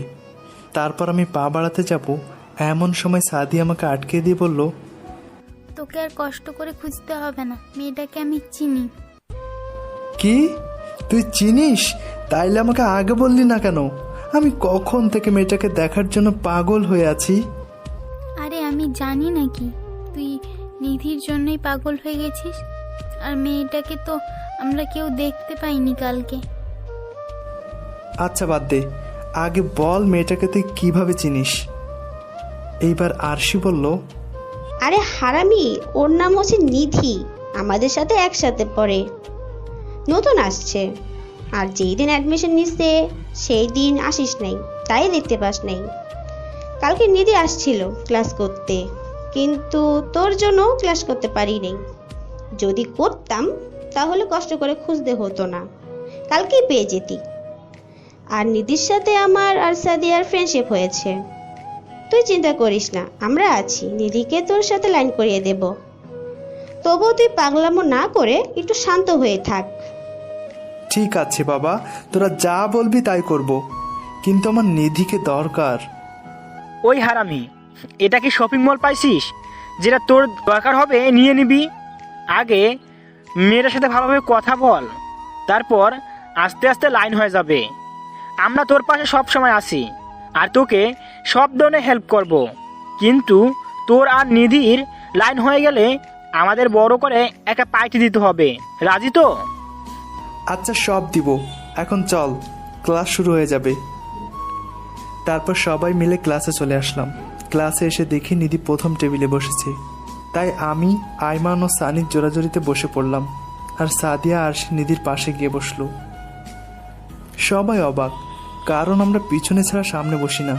তারপর স্যার আসলো, কিছুক্ষণ পরে পড়া শুরু করলো। সবাই পড়ায় মনোযোগী, আমি ছাড়া। আমি নিধির দিকে তাকিয়ে আছি। বেশ কয়েকবার নিধি খেয়াল করলো ব্যাপারটা। যখন নিধির সাথে চোখাচোখি হয় তখন আমি অন্যদিকে চোখ সরিয়ে ফেলি। এভাবে সবগুলো ক্লাস করলাম, আর আমি সবগুলো ক্লাসের সময় নিধির দিকে তাকিয়েছিলাম। ক্লাসের সবাই অবাক, কারণ আমরা কখনো সবগুলো ক্লাস একসাথে করব এমনটা কেউ ভাবতেই পারিনি। আর আমরা পিছনে ছাড়া কখনোই সামনে বসি নাই। স্যাররাও রীতিমতো অবাক, কিন্তু কিছু বলল না। তারপর ক্লাস শেষ করে বের হলাম, সাথে আইমান, সানি, নিধি, আরশি, সাদিয়া এখনো বের হয়নি। তারপর আমরা মাঠে গিয়ে সাদিয়া, আরশি, নিধির জন্য অপেক্ষা করতে লাগলাম। অন্যদিকে নিধি ক্লাস শেষ হয়ে গেছে, চল এখন বের হই। আর আমার কিছু বন্ধুদের সাথে পরিচয় করিয়ে দেব আর আড্ডা দেব। না রে, আজকে হবে না, বাড়িতে যেতে হবে। বাড়িতে আজকে মেহমান আসবে, তাই কালকে থেকে তোদের সাথে আড্ডা দিব। আচ্ছা ঠিক আছে, আড্ডা দিতে হবে না, আমার বন্ধুদের সাথে পরিচয় করিয়ে দেব। আচ্ছা চল। এদিকে আমি আইমানকে বললাম, আইমান, ওরা এখনো আসতেছে না কেন? শাকচুন্নিগুলো সব একসাথে মারা গেল নাকি? তারপর দেখলাম শাকচুন্নি 3টা একসাথে আমাদের দিকে আসতেছে। এসে আমাদেরকে বলল, ওই আইমান, সানি, এ হচ্ছে নিধি, আমার আর আরসির বেস্ট ফ্রেন্ড। হাই, আমি আয়মান। হাই, আমি নিধি। নিধি, এই হচ্ছে আমার ফ্রেন্ডদের মধ্যে সবচেয়ে ভালো এবং মেধাবী ছাত্র রাকিব। হাই। হ্যালো। নিধি আরশিকে বলল, কেমন ভালো তা জানি, ক্লাসে হ্যাপলার মতো মেয়েদের দিকে তাকিয়ে থাকি। আসলে তুই যা ভাবছিস তা না, তোকে আজকে প্রথম দেখেছে তাই হয়তো। বাদ দে, আমি যাই রে, পরে কথা হবে। বাড়িতে যেতে দেরি হলে বাবা বকা দিবে। আচ্ছা যা, কালকে দেখা হবে। হ্যাঁ। তারপর নিধি চলে গেল আর আমি ওর চলে যাওয়ার দিকে তাকিয়ে আছি। তারপর সাদিয়া বলল, ওই হারামি, ওর দিকে ক্লাসে এভাবে তাকিয়েছিলি কেন? এখন নিধি ভাববে তুই সব মেয়েদের দিকে তাকিয়ে থাকিস। কি করব বল, চোখের সামনে থাকলে চোখ এমনি চলে যায়, আর ওকে তো খুব ভালোবাসি রে। ওই আগে নিজেকে লাইনে আনতে হবে, তারপর না হয় তাকিয়ে থাকিস। এখন ওর সাথে কথা বলে মন জয় কর, তারপর তো লাইন ক্লিয়ার হয়ে যাবে। আচ্ছা ঠিক আছে। তারপর আরও কিছুক্ষণ কথা বলে সবাইকে বিদায় দিয়ে বাসায় চলে আসলাম। তার পরের দিন সকালে ঘুম থেকে উঠে নাস্তা করে কলেজে চলে গেলাম। কলেজে এসে আইমান, সানি, আরশি, সাদিয়া সবাই মিলে আড্ডা দিচ্ছিলাম। এমন সময় সাদিয়া বলে উঠল, ওই নিধি, এখানে আয়। সাদিয়ার কথা শুনে পিছনে ফিরে দেখি নিধি আসতেছে। তারপর নিধি সাদিয়ার কথা শুনে আমাদের সাথে এসে বসে পড়ল। তারপর সবাই আড্ডা দিতে লাগলাম, আর আমি নিধির দিকে তাকিয়ে আছি। কে কি বলছে তার দিকে আমার কোনো মন নেই, শুধু নিধির দিকে অপলক দৃষ্টিতে তাকিয়ে আছি। নিধি আমার এমন তাকিয়ে থাকা দেখে বিরক্ত হচ্ছে, সেটা আমি খুব ভালো করে বুঝতে পারছি। আরশি আর আইমান আমার ব্যাপারটা খেয়াল করেছে। তারপর ক্লাসের সময় হয়েছে, তখন নিধি বলল, আচ্ছা এখন চল সবাই ক্লাসে যাই, সময় হয়ে গেছে। তারপর সবাই ক্লাসে চলে গেলাম। তারপর সবগুলো ক্লাস শেষ করে বাইরে আসলাম। ক্লাসেও আমার সেম অবস্থা, ওই যে তাকিয়ে থাকা, জানেন তো। তারপর সবাই আবার আড্ডা দিতে গেলাম মাঠে, কিন্তু নিধির নাকি আজকে কাজ আছে। তাই নিধি সাদিয়া আর আশিকে বলল, আরসি, সাদিয়া, সরি রে, আজকেও তোদের সময় দিতে পারছি না। আজকে নাকি মামারা আসবে, তাই বাড়ি যেতে হবে। কিছু মনে করিস না দোস্ত, কথা দিচ্ছি কালকে থেকে প্রতিদিন তোদের সাথে আড্ডা দিব। আরে সমস্যা নেই, তুই যা, কালকে দেখা হবে, সাবধানে যাস। Okay bye. তারপর সবাইকে উদ্দেশ্য করে বললাম, আসি তাহলে, কালকে দেখা হবে। তারপর নিধি সেখান থেকে চলে গেল। নিধি যাওয়ার 2 মিনিট পর সবাইকে আমি বললাম, আমি যাই রে, আমার বাসায় কাজ আছে, মা তাড়াতাড়ি বাসায় যেতে বলেছে। তোর কি কাজ আবার? আরে নিধির পিছনে পিছনে যাওয়ার জন্য। তারপর কথা ঘোরানোর জন্য মিথ্যা বললাম, আরে তা না, আসলে আজকে নাকি নানুর বাড়ি থেকে মামারা আসবে, তাই যেতে বলেছে। All the best. ডাহা মিশা কথা, ওদেরকে আবার বলে দিয়েন না প্লিজ। তারপর মাথা চুলকাতে চুলকাতে তাদের বিদায় দিয়ে তাড়াতাড়ি করে বের হলাম। গেটের বাইরে এসে দেখি নিধি রিক্সায় উঠল, তাই আমিও আর দেরি না করে একটা অটো রিক্সা নিলাম, নিধিকে ফলো করতে লাগলাম। তারপর হঠাৎ রিক্সাওয়ালা মামা একটা বিশাল বড় বাড়ির সামনে এসে দাঁড়ালো। তারপর নিধি রিক্সা ভাড়া দিয়ে বাড়িটার ভিতরে চলে গেল, তার মানে এটাই নিধিদের বাড়ি। নিধি ঢুকে যাওয়ার পর আমি রিক্সা থেকে নেমে বাড়িটার ভিতরে উকি দিয়ে দেখলাম, কিন্তু কাউকে দেখতে পেলাম না। তারপর নিজের মনকে সান্ত্বনা দিয়ে বললাম, যাক, নিধির বাড়ির ঠিকানা তো জানা গেল। তারপর খুশি মনে বাড়ি চলে আসলাম। এভাবে কেটে গেল 2 মাস। এই মাসে নিধির দিকে তাকিয়ে থাকা আর ক্লাস শেষে নিধির পিছন পিছন ফলো করা ছাড়া কথা বলার সাহসী হয়ে ওঠে নাই। যদিও নিধি আমার সব ফ্রেন্ডদের সাথে কথা বলে, কিন্তু আমার সাথে কথা বলে না, আর আমিও সাহস করে কথা বলার চেষ্টা করিনি। আমার এই অবস্থা দেখে আমার সব হারামি বন্ধুরা আমাকে নিয়ে চিন্তায় আছে। যদিও নিধি মাঝে মাঝে ক্লাসে আমার দিকে তাকায়, তবুও আমার সাথে কথা বলে না। হঠাৎ একদিন আমি ক্লাস করে বের হচ্ছিলাম, এমন সময় একটা মেয়েলি কণ্ঠ আমার কানে ভেসে উঠলো। তারপর আমি পিছনে ফিরে তাকালাম দেখার জন্য। পিছন ফিরে দেখি নিধি আমাকে ডাকছে। আর এটা দেখে আমার ভয় করতে লাগলো, কারণ যে মেয়ে আমার সাথে কথা বলে না সেই আমার কাছকে নিজেই ডাকতেছে। তারপর নিধি আমার সামনে এসে বলল, ওই আপনার সমস্যাটা কি আমাকে একটু বলবেন? কথাটা শুনে আমি অবাক হয়ে বললাম, জি মানেটা বুঝলাম না। আমার সমস্যা মানে? আমার তো কোনো সমস্যা নেই। আপনি কি বলতে চাইছেন একটু খুলে বলবেন? হ্যাঁ, কেন বুঝবেন? এখন তো না জানার ভান করবেন। আপনি নিজেকে খুব চালাক মনে করেন, তাই না? আরে আজব, আমি আপনার কথা কিছুই বুঝতে পারছি না। আর আমি নিজেকে চালাক কেন মনে করব?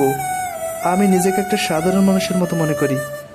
আর আপনি কি বলতে চাইছেন একটু খুলে বলবেন দয়া করে? আপনি ক্লাসে আমার দিকে এভাবে তাকিয়ে থাকেন কেন? যার কারণে আমি বোরিং ফিল করি, ক্লাসে মন দিতে পারি না। গত 2 মাস ধরে দেখতেছি আপনি ক্লাসে প্রতিদিন আমার দিকে তাকিয়ে থাকেন। এমনকি আমি যখন ক্লাস শেষ করে বাসায় যাই তখনও আপনি আমাকে ফলো করেন। কয়েকবার আমার বাড়ির সামনে ঘুরঘুর করেন। আপনার সমস্যাটা কি আমাকে একটু খুলে বলবেন? আপনার কি আমাকে কিছু বলার আছে? থাকলে বলেন।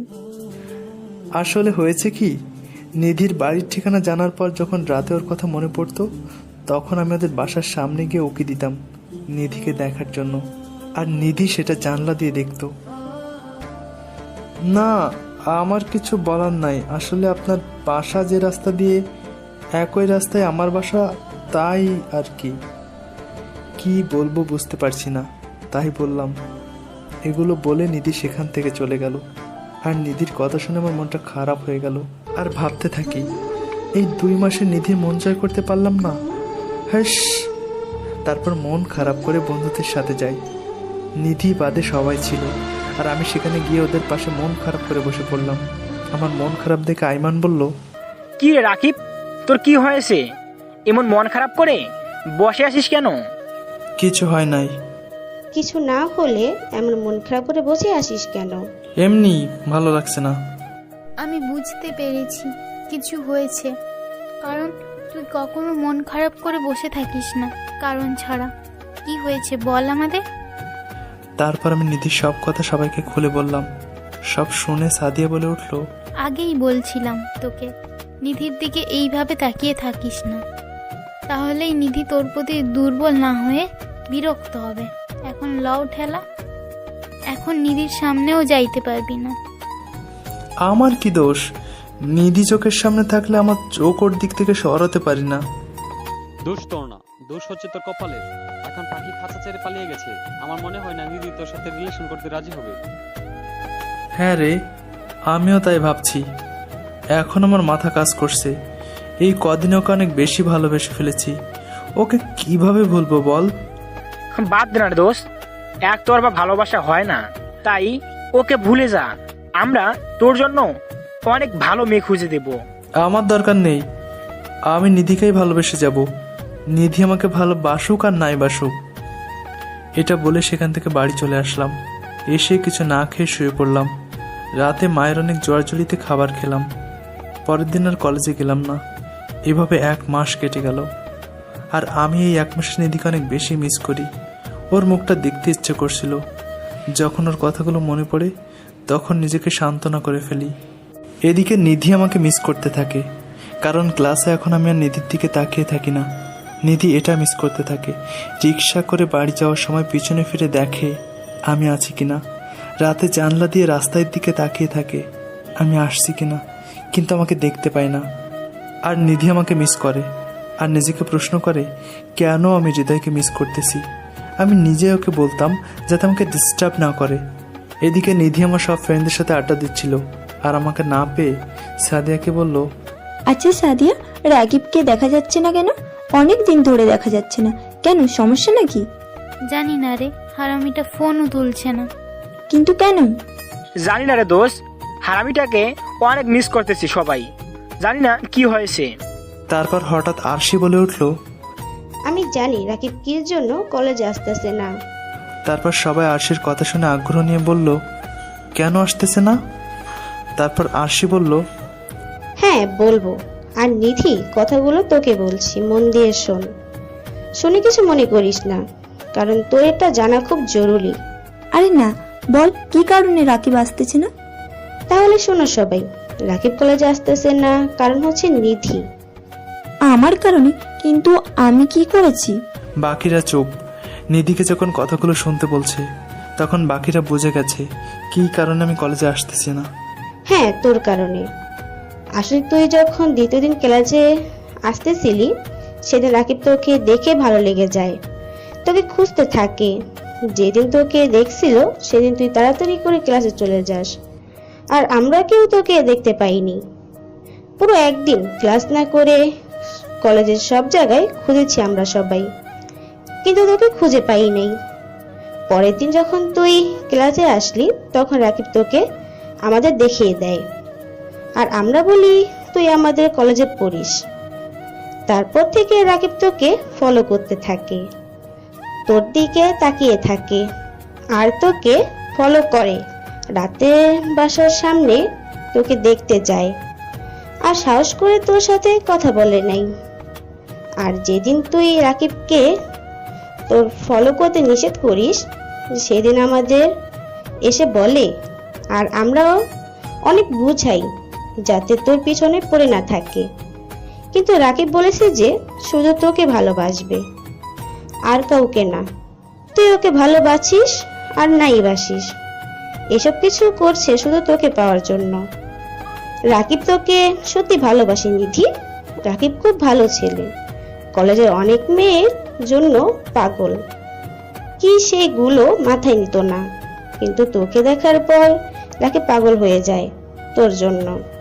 এই প্রথম কোনো মেয়ের জন্য রাকিবকে এই অবস্থা দেখলাম। কিছু মনে করিস না, বন্ধুর এই অবস্থা দেখে বলতে হলো, ভুল হলে ভুল কিছু বললে সরি। নিধি আরশির কথাগুলো মন দিয়ে শুনতেছিল। যখন শুনলো আমি নিধিকে ভালোবাসি তখন নিজের অজান্তে আমার জন্য খারাপ লাগতে শুরু করলো। তারপর নিধির যখন মনে হলো নিধিও আমাকে ভালোবাসে তখন সবাইকে উদ্দেশ্য করে বলল, এতই যখন ভালোবাসে তোদের বন্ধু, তাহলে একবার তো আমাকে বলতে পারতো। ভিতুর ডিম, ভিতুর মতো লুকিয়ে লুকিয়ে কেন আমাকে ফলো করে?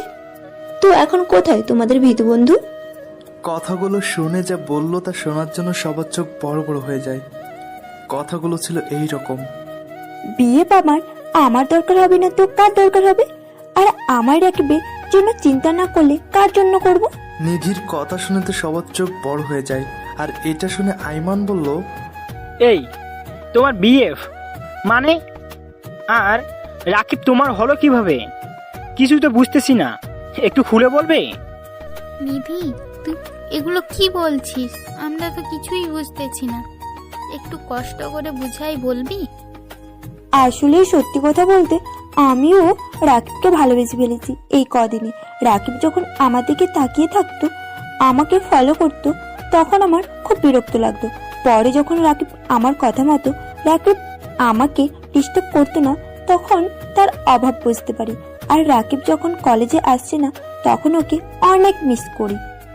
আর আমার মনে হলো আমি রাকিবকে ভালোবেসে ফেলেছি, মনকে অনেক বুঝেছি, কিন্তু তবুও রাকিবকে মিস করি।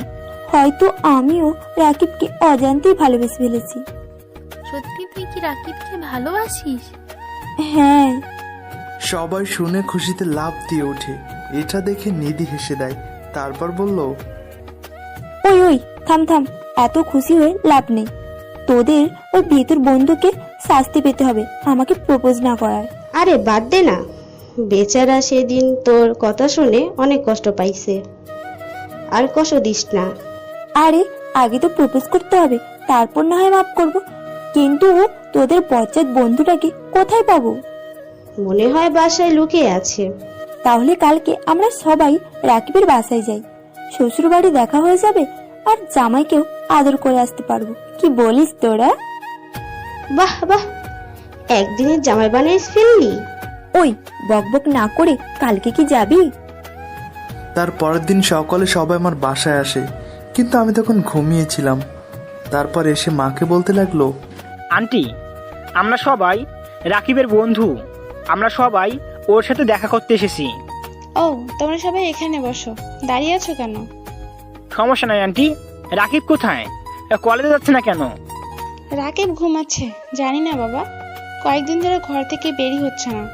জানি না কি হয়েছে, জিজ্ঞেস করলে বলে ভালো লাগছে না। তোমরা সবাই কি হৃদয়ের বন্ধু? আমি বাদে সবাই বন্ধু। ও, কিন্তু তুমি ছাড়া কেন? আরে মা, আমি আপনার ছেলের হবু বউ। নিধির কথা শুনে সবাই চোখ বড় বড় করে ফেলে আর মা অবাক হয়ে যায়। তারপর মা বলল, কি বলছো তুমি? আমার ছেলের হবু বউ মানে? আমার ছেলে তো কোনো মেয়ের সাথে কথাই বলে না। রাকিব আমাদের সাথে ছাড়া কোনো মেয়েদের সাথে কথা বলে না, ঠিক, কিন্তু নিধি আর রাকিব দুজন দুজনকে ভালোবাসে। রাকিব নিধির সাথে রাগ করে কলেজে যাচ্ছে না, তাই আমরা সবাই আসলাম। ও, তাহলে এই ব্যাপার। কিন্তু একটা জিনিস মানতে হবে, আমার বৌমা কিন্তু দেখতে মাশাআল্লাহ পরীর মতো, আর আমার ছেলের চয়েস আছে বলতে হবে। নিধি এটা শুনে লজ্জা পেয়ে যায় আর নিজেকে সামলে নিয়ে বলে, মা, রাকিবের রুম কোনটা? আমাকে একটু বলেন তো, একটু জ্বালিয়ে আসি। ওই যে ওইটা। তারপর নিধি আমার রুমে আসে আর বাকিরা মায়ের সাথে বসে আড্ডা দিচ্ছে। মা তাদের নাস্তা খেতে দেয়। এদিকে আমি ঘুমাচ্ছি, তখন নিধি এসে আমার গায়ের ওপর পানি ঢেলে দেয়। আমার গায়ের ওপর পানি পড়ার সাথে সাথে লাফ দিয়ে উঠে যায় আর উঠে দেখলাম নিধি কোমরে হাত দিয়ে দাঁড়িয়ে আছে। আর এটা দেখে আমি ভূত দেখার মতো চমকে উঠি। তাই চোখে হাত দিয়ে মুছে দেখি এটা বাস্তব কিনা। চোখ মোছার পর আবার দেখি নিধি সত্যি সত্যি দাঁড়িয়ে আছে। তারপর আমি বলতে লাগলাম, আ আ পানি এখানে? হ্যাঁ, আমি এখানে। কেন, কোনো সমস্যা? না, আমার কোনো সমস্যা নেই, কিন্তু আপনি এখানে কেন? আমার ইচ্ছা হয়েছে তাই এসেছি। আর এত বেলা করে ঘুমাও কেন? আর কলেজে যাচ্ছ না কেন? কলেজে গিয়ে কি করব? কলেজে গেলে তো আপনার সামনে যেতে হবে, আর আপনি আমার সামনে আসলে আপনার দিকে তাকিয়ে থাকতে ইচ্ছা করে, আর সেটা আপনার বিরক্ত লাগে। তাই যাতে আপনি বিরক্ত না হন, তাই আমি কলেজে যাচ্ছি না। এখন আমার দিকে তাকিয়ে থাকতে পারবে? আমি কিছু বলবো না। কাল থেকে কলেজে যাবে। না, আমি আর এই কলেজে পড়বো না, ভাবছি অন্য কোথাও পড়বো। আর আমি চাই না কাউকে ডিস্টার্ব করতে। আসলে সেদিন কলেজ থেকে এসে বাবাকে বলেছি আমি আর এই কলেজে পড়বো না, যাতে আমার নিধির সামনে আর যেতে না হয়। কি, কলেজে পড়বে না? মানে তুমি এই কলেজে পড়বে না? তাহলে আমার কি হবে? আপনার কি হবে মানে? আপনার তো ভালোই হবে, আর কেউ আপনাকে বিরক্ত করবে না। এইভাবে সারা জীবন আমার দিকে তাকিয়ে থাকতে পারবে না? পারবে না সারা জীবন আমাকে আগলে রাখতে? ভালোবাসো, এই কথাটা বলতে পারবে আমাকে? লাইনগুলো কেমন কেমন যেন একটা। এইভাবে সারা জীবন আমার দিকে তাকিয়ে থাকতে পারবে না? পারবে না সারা জীবন আমাকে আগলে রাখতে? ভালোবাসো, এই কথাটা বলতে পারবে না আমাকে? এভাবে বাসার ভেতর বসে থেকে কি আমার মন জয় করতে পারবে? এতদিন না হয় আমি তোমার ভালোবাসাটা বুঝতে পারিনি। একবারও কি আমাকে বোঝানোর চেষ্টা করেছো যে তুমি আমাকে ভালোবাসো? আমি বলেছি তাই তুমি আমার দিকে তাকাবে না? কলেজে না গিয়ে বাসায় ঘুমাচ্ছ? সেই দিন তোমাকে কথা বলে আমি নিজেই তোমার কাজকর্মগুলোকে অনেক মিস করতে থাকি। আশা নিজে দেখি তুমি আছো কিনা, কিন্তু তুমি কলেজে না গিয়ে বাসায় বসে আছো। একটা বার বলতে পারতে তুমি আমাকে ভালোবাসো। কথাগুলো শুনে আমি অবাক হয়ে যাই, নিজের কানকে বিলিভ করতে পারছি না। এটাই কি সেই নিধি যে আমাকে বলতো তাকে ডিস্টার্ব না করার জন্য, যে কিনা আমাকে এতদিন মিস করছিল? কিন্তু আমাকে মিস করার কারণ কি? নিধি কি আমাকে ভালোবেসে ফেললো? এগুলো ভাবতেছি মনে মনে। আমি চুপ করে আছি দেখে নিধি আবার বলল, এখনই কি চুপ করে থাকবে? কলেজে না হয় ভয় বলতে পারো নি, এখন তো আমি ছাড়া তোমার সামনে আর কেউ নেই। কি কথাটা বলবো? তুমি কথাটা আজকেও বলবে না? আমি বুঝতে পারছি না, সত্যি কি কথা? তোমাকে কিছু বলতে হবে না, আমি বোঝাচ্ছি।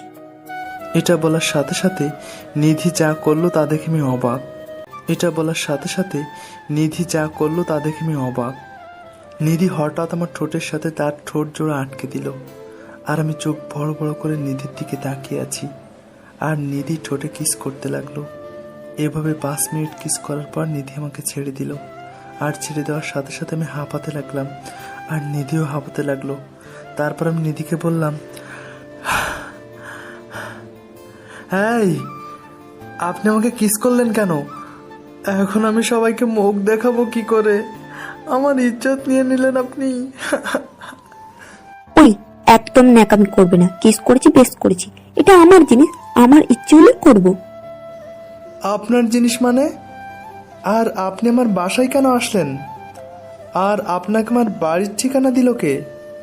তোমার বন্ধুরা আমাকে এখানে নিয়ে এসছে, ওরা সবাই এসছে। কেন আসলেন এখানে? ও মা, আমার বাড়িতে আমি আসবো না তো কে আসবে? আপনার বাড়ি মানে? কিছুই বুঝতে পারছি না। তখন থেকে কি সব উল্টোপাল্টা কথা বলছিলেন, একটু বোঝাই বলবেন প্লিজ? এটা শোনার পর নিধি আমার কাছে এসে আমার বুকে কিল ঘুষি মারতে লাগলো। সাথে দেখলাম কান্নাও করতেছে। তারপর কান্না করতে করতে আমার বুকে মাথা রেখে বলল, এখন কি বলবে না তুমি আমাকে ভালোবাসো? আরে মারছেন কেন আর জড়িয়ে ধরতেছেন কেন? আমি আপনাকে কেন ভালোবাসতে যাব বলেন?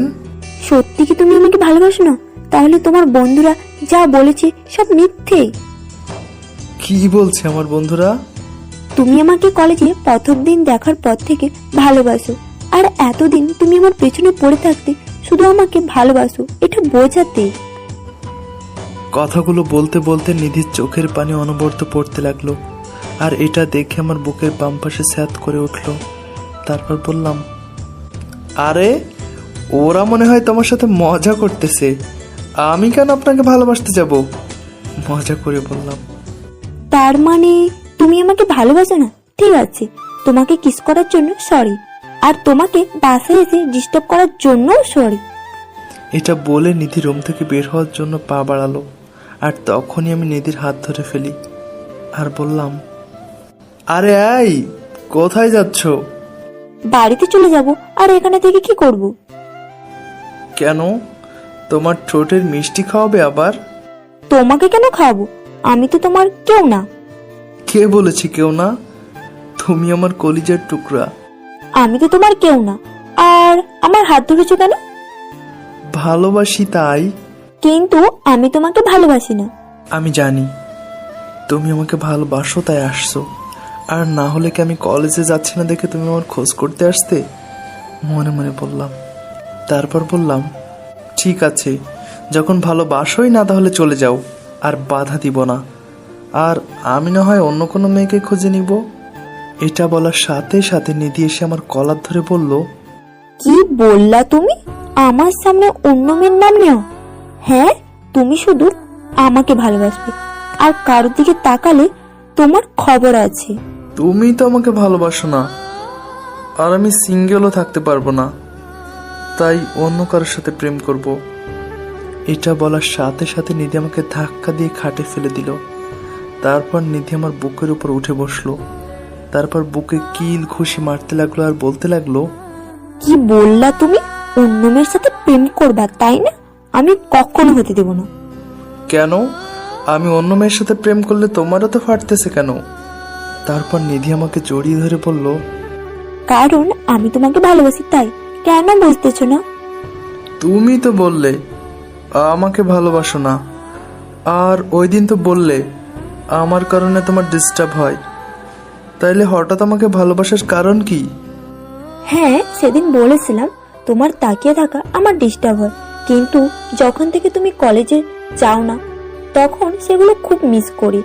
আর আমি মনে করেছিলাম হয়তো তোমাকে প্রতিদিন দেখি, তাই হঠাৎ দেখতে না পেয়ে এমন হচ্ছে। কিন্তু না, আমার তোমার কথা সব সময় মনে পড়ে। তখন আমার মনে হয় আমি তোমাকে ভালোবেসে ফেলেছি। গতকাল যখন তোমার বন্ধুদের কাছে তোমার কথা জিজ্ঞাসা করি, তখন আরসি তোমার ব্যাপারে আমাকে সব খুলে বলল। কেন তুমি আমার বাসের সামনে যাও, কেন আমার দিকে তাকিয়ে থাকো, সেগুলো করার কারণ তুমি আমাকে ভালোবাসো, আর ভয়ে তুমি আমাকে বলতে পারো না, তাই আমি নিজেই তোমাকে ভালোবাসি এটা বলতে এসেছি। নিধির কথাগুলো শুনে খুশি হয়ে গেলাম, কারণ নিধি আমাকে ভালোবাসে তাই। আর মনে মনে হারামিগুলোকে ধন্যবাদ দিতে লাগলাম। আমার হারামিগুলো নিধিকে আমার কাছে এনে দিল। তারপর নিধিকে বললাম, তার মানে এটা বলতে চাইছো যে তুমি আমাকে ভালোবাসো? অনেক বেশি ভালোবাসি। প্লিজ হৃদয়, আমাকে মাফ করে দাও এতদিন তোমাকে কষ্ট দেওয়ার জন্য। আমিও তোমাকে অনেক ভালোবাসি, কিন্তু আমাকে কষ্ট দেওয়ার জন্য তোমাকে শাস্তি পেতে হবে। কি শাস্তি দিবে বলো, আমি রাজি আছি। বেশি কিছু করতে হবে না, যেটা দিছো সেটা আবার দাও। কি? এই যে এটা। মুয়া। ঠোঁটে ইশারা করে দেখিয়ে দিয়ে বললাম। এই না না, আমি করতে পারবো না, আমার লজ্জা করবে। তখন লজ্জা করে নাই যখন হুট করে আমাকে কিস করছো, আর এখন লজ্জা করতেছে। তাক, আর লাগবে না। এটা বলে নিধিকে আমার উপর থেকে নামিয়ে খাট থেকে নামতে যাচ্ছিলাম, তখন নিধি পেছন থেকে কলার টান মেরে ফেলে দিয়ে আমার উপর উঠে ঠোঁট জোড়া দখল করে নিল। এবার আমিও নিধির সাথে রেসপন্স করছি। এভাবে 8 মিনিট থাকার পর দুজনে ছেড়ে দিয়ে হাঁপাতে লাগলাম, আর নিধি আমার ডান হাতে ভর করে জড়িয়ে ধরে শুয়ে আছে। এভাবে অনেকক্ষণ থাকার পর নিধিকে বললাম, অনেকক্ষণ তো হলো ম্যাডাম, এখন নিচে চলো, না হলে সবাই অনেক কিছু মনে করবে। আর একটু তোমার জড়িয়ে ধরে থাকি না। আরে অনেক ধরেছো, এখন নিচে চলো, না হলে সমস্যা হবে। আচ্ছা ঠিক আছে চলো। তারপর নিধিকে নিয়ে নিচে চলে আসলাম। নিচে এসে দেখি হারামিগুলো সবাই মায়ের সাথে বসে গল্প করছে, আর আমাদের দেখে হারামিগুলো সবাই মুস্কি মুস্কি হাসতেছে আমাদের দুজনকে খেয়াল করে। তখন আমাকে বলল, রাকিব, বৌমাকে কিন্তু আমার খুব পছন্দ হয়েছে। তোর বাবাকে বলে তোদের বিয়েটা ঠিক করব। কথাটা শুনে তো আমার মনে হলো আকাশ থেকে পড়লাম। তারপর মাকে বললাম, মা কি বলছো তুমি? মাথা ঠিক আছে তোমার? আর বৌমা পেলে কোথা থেকে? আমার মাথা ঠিক আছে। নিধি আমাকে সবকিছু বলেছে, যে তোরা দুজন দুজনকে ভালোবাসিস, আর নিধির সাথে রাগ করে এতদিন কলেজে যাচ্ছিস না। আর এখন বলতেছিস বৌমা কোথায়? নিধি হচ্ছে আমার বৌমা। কথাগুলো শুনে আমি অবাক। মাকে তো সব বলে দিল, আর এখন তো নিধি আমাকে ভালোবাসে, আর এখন বৌমা বললে সমস্যা নেই, এসব ভাবতেছি। আর নিধির দিকে তাকিয়ে দেখি লজ্জায় মেয়েটা মাথা নিচু করে আছে। তারপর মা উঠে চলে গেল, সাথে নিধিকেও নিয়ে গেল। তারা চলে যাওয়ার পর আমি আমার বন্ধুদের সবাইকে বললাম, তারপর সবাইকে উদ্দেশ্য করে বললাম, আরশি, আইমান, সানি, সাদিয়া, নিধির হঠাৎ কি হলো যে আমার বাসায় এসে আমাকে ভালোবাসে সেটা বলে গেল? আর যদি ভালোই বাসতো তাহলে এতদিন বলে নাই কেন? তুই যে কয়েকদিন কলেজে যাস নাই, সে কয়েকদিন নিধি তোকে দেখতে না পেয়ে পাগলের মতো খুঁজেছে তোকে, আর সবসময় অন্য মানুষ হয়ে কি যেন ভাবে। আর আমরা যখন আড্ডা দিই তখন নিধি চুপচাপ বসে থাকে, কোনো কথা বলতো না। তারপর গতকাল তোকে দেখতে না পেয়ে তোর কথা জিজ্ঞেস করছিল। তারপর আমরা, তুই যে নিধিকে ভালোবাসিস আর নিধি সেই দিনের কথাগুলো শুনে তুই কলেজে যাচ্ছিস না, এইগুলো আমি ওকে খুলে বলি। তারপর নিধিও এই কয়েকদিনে তোকে ভালোবেসে ফেলেছে সেটা আমাদেরকে বলে, আর তোর সাথে দেখা করতে তোর বাসার ঠিকানা দিতে বলে। তাই আমি নিধিকে তোর বাসায় নিয়ে আসলাম। মেয়েটা তোকে সত্যি ভালোবাসে রাকিব, মেয়েটাকে কখনো কষ্ট দিস না। ওই সেমরি, এটা কেন বললি? ওকে কেন কষ্ট দিব? কখনো কষ্ট দিব না। চোখ থেকে এক ফোঁটা চোখের জলও পড়তে দিব না। তোদের সামনে কথা দিলাম, আই প্রমিস। দোস্ত, এগুলো তো নিধিকে বলিস, এখন আমাদের সবাইকে টিট দিতে হবে।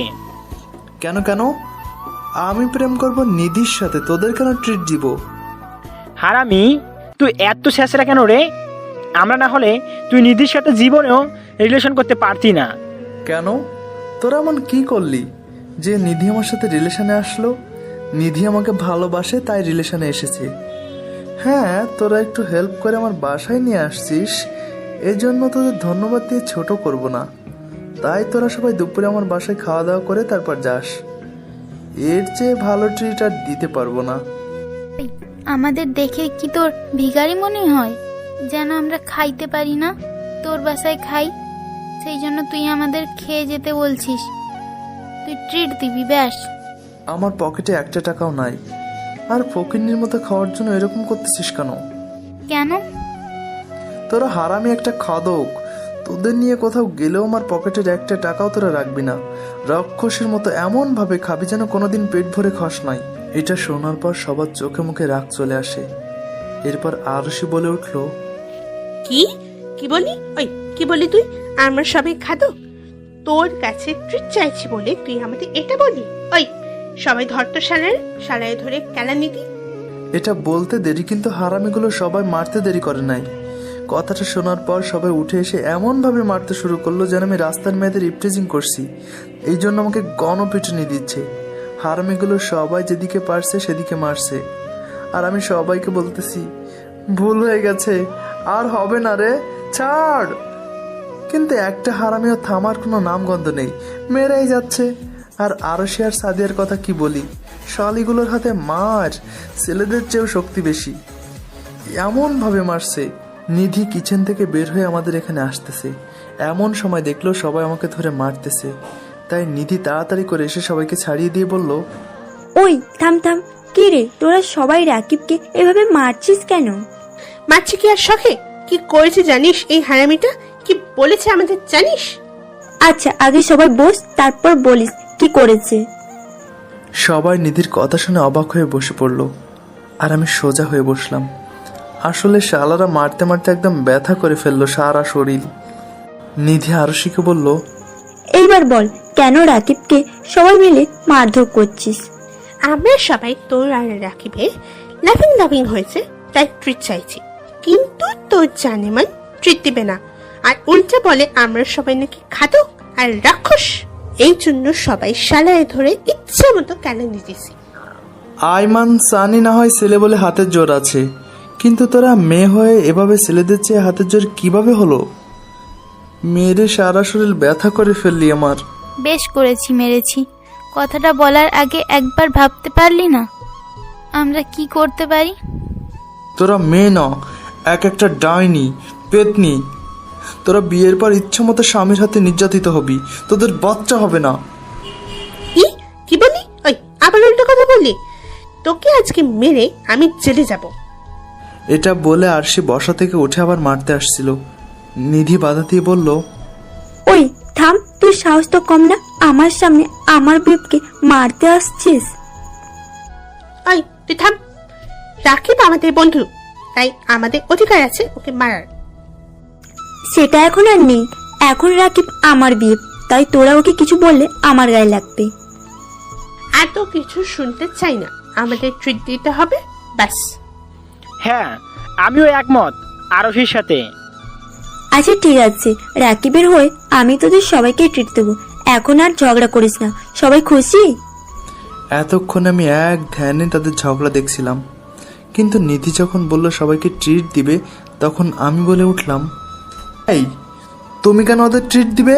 তুমি জানো না এরা যদি একবার খাবার পায় তাহলে পুরা তোমার সব টাকা শেষ করে দিবে। আহ রাকিব, হচ্ছেটা কি? ওরা তো শুধু ট্রিট চাইছে, বেশি কিছু তো চাই নাই। আর তুমি ওদের ট্রিট দিচ্ছ না, উল্টে ঝগড়া করতেছ কেন? তাই বলে তুমি একা দিবে কেন? আমরা দুজনে একসাথে দিব। আচ্ছা ঠিক আছে, আর তোরা সবাই কালকে চলে আসিস, একসাথে যাব। এতক্ষণ তো টাকা নাই বললি, কিন্তু এখন কোথা থেকে টাকা আসলো তোর কাছে? কর শালা, ট্রিট দিব বলে যা ইচ্ছা তাই খাস না, আবার একটু কম করে খাস কিন্তু। তারপর সবাই আরো কিছুক্ষণ আড্ডা দিয়ে সবাই একসাথে দুপুরের খাবার খেলাম। তারপর যে যার বাসায় চলে গেল, আর নিধি যাওয়ার সময় সবার আড়ালে আমাকে জড়িয়ে ধরে একটা পাপ্পি দিয়ে চলে গেল। পরের দিন সকালে সবাইকে নিয়ে ভালো একটা রেস্টুরেন্টে গিয়ে বন্ধুদের ট্রিট দিলাম। হারামিগুলোকে মনে করেছিলাম ইচ্ছে মতো খাওয়াবো, কিন্তু 20,000 টাকার বেশি খাইতেই পারলো না। তারপর সেদিন সবাই মিলে ঘুরতে গেলাম। সারাদিন সবাই মিলে অনেক মজা করলাম। নিধি সব সময় আমার সাথে ছিল, আমার হাত ধরে। এভাবে কেটে গেল সারাদিন। তারপর সবাইকে বিদায় দিয়ে আমি আর নিধি একসাথে রওনা দিলাম। তারপর নিধিকে বাড়িতে নামিয়ে দিয়ে আমি বাসায় চলে আসলাম। তারপর রাতে খাওয়া দাওয়া করে নিধির সাথে ফোনে অনেকক্ষণ কথা বললাম। তারপর ঘুমিয়ে গেলাম। পরের দিন সকালে উঠে কলেজে চলে গেলাম। এভাবে শুরু হয় আমার আর নিধির রিলেশন। পরের দিন সকালে উঠে কলেজে চলে আসলাম। এসে দেখলাম নিধি সহ সব বন্ধুরা প্রতিদিন যেখানে বসে আড্ডা দেই সেখানেই বসে আছে। তাই আমিও সেখানে গিয়ে সোজা নিধির পাশে গিয়ে বসে পড়লাম। তারপর সবাই মিলে কিছুক্ষণ আড্ডা দিলাম। তারপর সবাই একসাথে ক্লাসরুমে এসে বসে পড়লাম। ক্লাসে নিধি আর আমি পাশাপাশি সিটে বসলাম। আগে আইমান সানিদের সাথে বসলেও আজকে নিধি আর আমি পাশাপাশি বসলাম। এটা থেকে সব হারামিরা আমার উপর রক করে বসে আছে। সেদিকে খেয়াল না দিয়ে আমি আমার কাজ করতে লাগলাম। জানি ওরা আমার সাথে বেশিক্ষণ রাগ করে থাকতে পারবে না, তাই আর সেটা নিয়ে ভাবলাম না। এভাবে কাটতে থাকে আমাদের রিলেশন। খুব ভালোভাবে দিনগুলো কাটছিল আমাদের। নিধির রাগ, আমাকে শাসন করা, কেয়ার আর নিধির ভালোবাসা সব মিলিয়ে দিনগুলো ভালোই যাচ্ছিল। নিধির একটা জিনিস আমার খুব ভালো লাগে, সেটা হলো আমি যখন কোনো মেয়ের সাথে কথা বলি নিধি একদম সেটা সহ্য করতে পারে না। তাই তো কিছুদিন আগে একটা মেয়ের সাথে ধাক্কা লেগেছে, তাই মেয়েটাকে সরি বললাম। আর মেয়েটা আমার পরিচয় জানতে চেয়েছিল, তখন কোথা থেকে নিধি চলে আসে, কিছু না শুনে মেয়েটাকে ঝাড়ি দিয়ে পাঠিয়ে দিল। আর আমার সাথে রাগ করে 2 দিন কথা বলে নাই। আমার আশেপাশে মেয়ে দেখলে নিধি তো রাগে ফুলে যায়। এমনকি আরশি আর সাদিয়াকে যখন আড্ডা দেওয়ার সময় হাসাহাসি করে আমার গায়ে পড়ে, তখন নিধি ওদেরকেও বকা দেয়। বন্ধুরা মন খারাপ করলে আমার দিকে তাকিয়ে আর কিছু বলে না। এভাবে কাটতে থাকে দিনগুলো। দেখতে দেখতে 1 বছর হয় আমাদের রিলেশনের। যেদিন আমাদের রিলেশনের 1 বছর হয় সেদিন আমি বন্ধুদের সবাইকে নিয়ে একটা পার্টির আয়োজন করি, আর সেদিন নিধিকে রিং পরিয়ে দিয়ে প্রপোজ করি। আমার আর নিধির রিলেশনের সেই দিনটা স্মরণীয় হয়ে থাকে। আমার বাসার সবাই আমার আর নিধির সম্পর্কের কথা জানে, আর নিধিকে বউ করে আনার জন্য পাগল হয়ে যায়। নিধিও বেশ কয়েকবার আমাদের বাসায় আসে আর মা বাবার সাথে বসে গল্প করে। নিধির বাসায় আমিও একদিন গিয়েছিলাম, আর নিধি তার মা বাবাকে আমাদের সম্পর্কের কথা বলে। তারাও কোনো অমত করে নাই। অন্যদিকে আসপিয়া আমার আর নিধির সম্পর্কের কথা জানতে পারে না এখনো, আর এখনো সে আগের মতোই ভালোবাসি বলে মাথা ঝালাপালা করে ফেলে। আর ভয় হয় যদি নিধি দেখে ফেলে তখন তো সবকিছু শেষ হয়ে যাবে। তবুও নিধিকে নিয়ে আমার রিলেশন ভালোই চলছিল। একদিন নিধির বাবা মা আমার বাবা মায়ের সাথে কথা বলে আমাদের বিয়ে ঠিক করে। আমাদের পড়ালেখা শেষ করার পর আমাদের বিয়ে দিবে, আর আমার বন্ধুরা সেটা জেনে অনেক খুশি। কিন্তু কথায় আছে না, বেশি সুখ কপালে সহ্য হয় না, তেমনি আমার বেলায় সেম অবস্থা। অবশেষে আসলো সেই দিন, যেই দিন আমার আর নিধির রিলেশনের সমাপ্তি ঘটে। সেই দিনের ঘটনাটা ছিল এরকম। একদিন আমি ক্লাস শেষ করে অষ্টমের দিকে যাচ্ছিলাম, তখন হঠাৎ আসপি আমার সামনে আসে। তারপর আমাকে বলতে লাগলো, থ্যাংক ইউ গাইস, ভিডিওটি ভালো লাগলে অবশ্যই লাইক, কমেন্টস এবং শেয়ার করতে ভুলবেন না। আর হ্যাঁ, পরবর্তী পর্ব দেখতে চাইলে অবশ্যই আমাদের চ্যানেলটা সাবস্ক্রাইব করে পাশে থাকা বেল বাটনটি বাজিয়ে দিবেন। Thank you.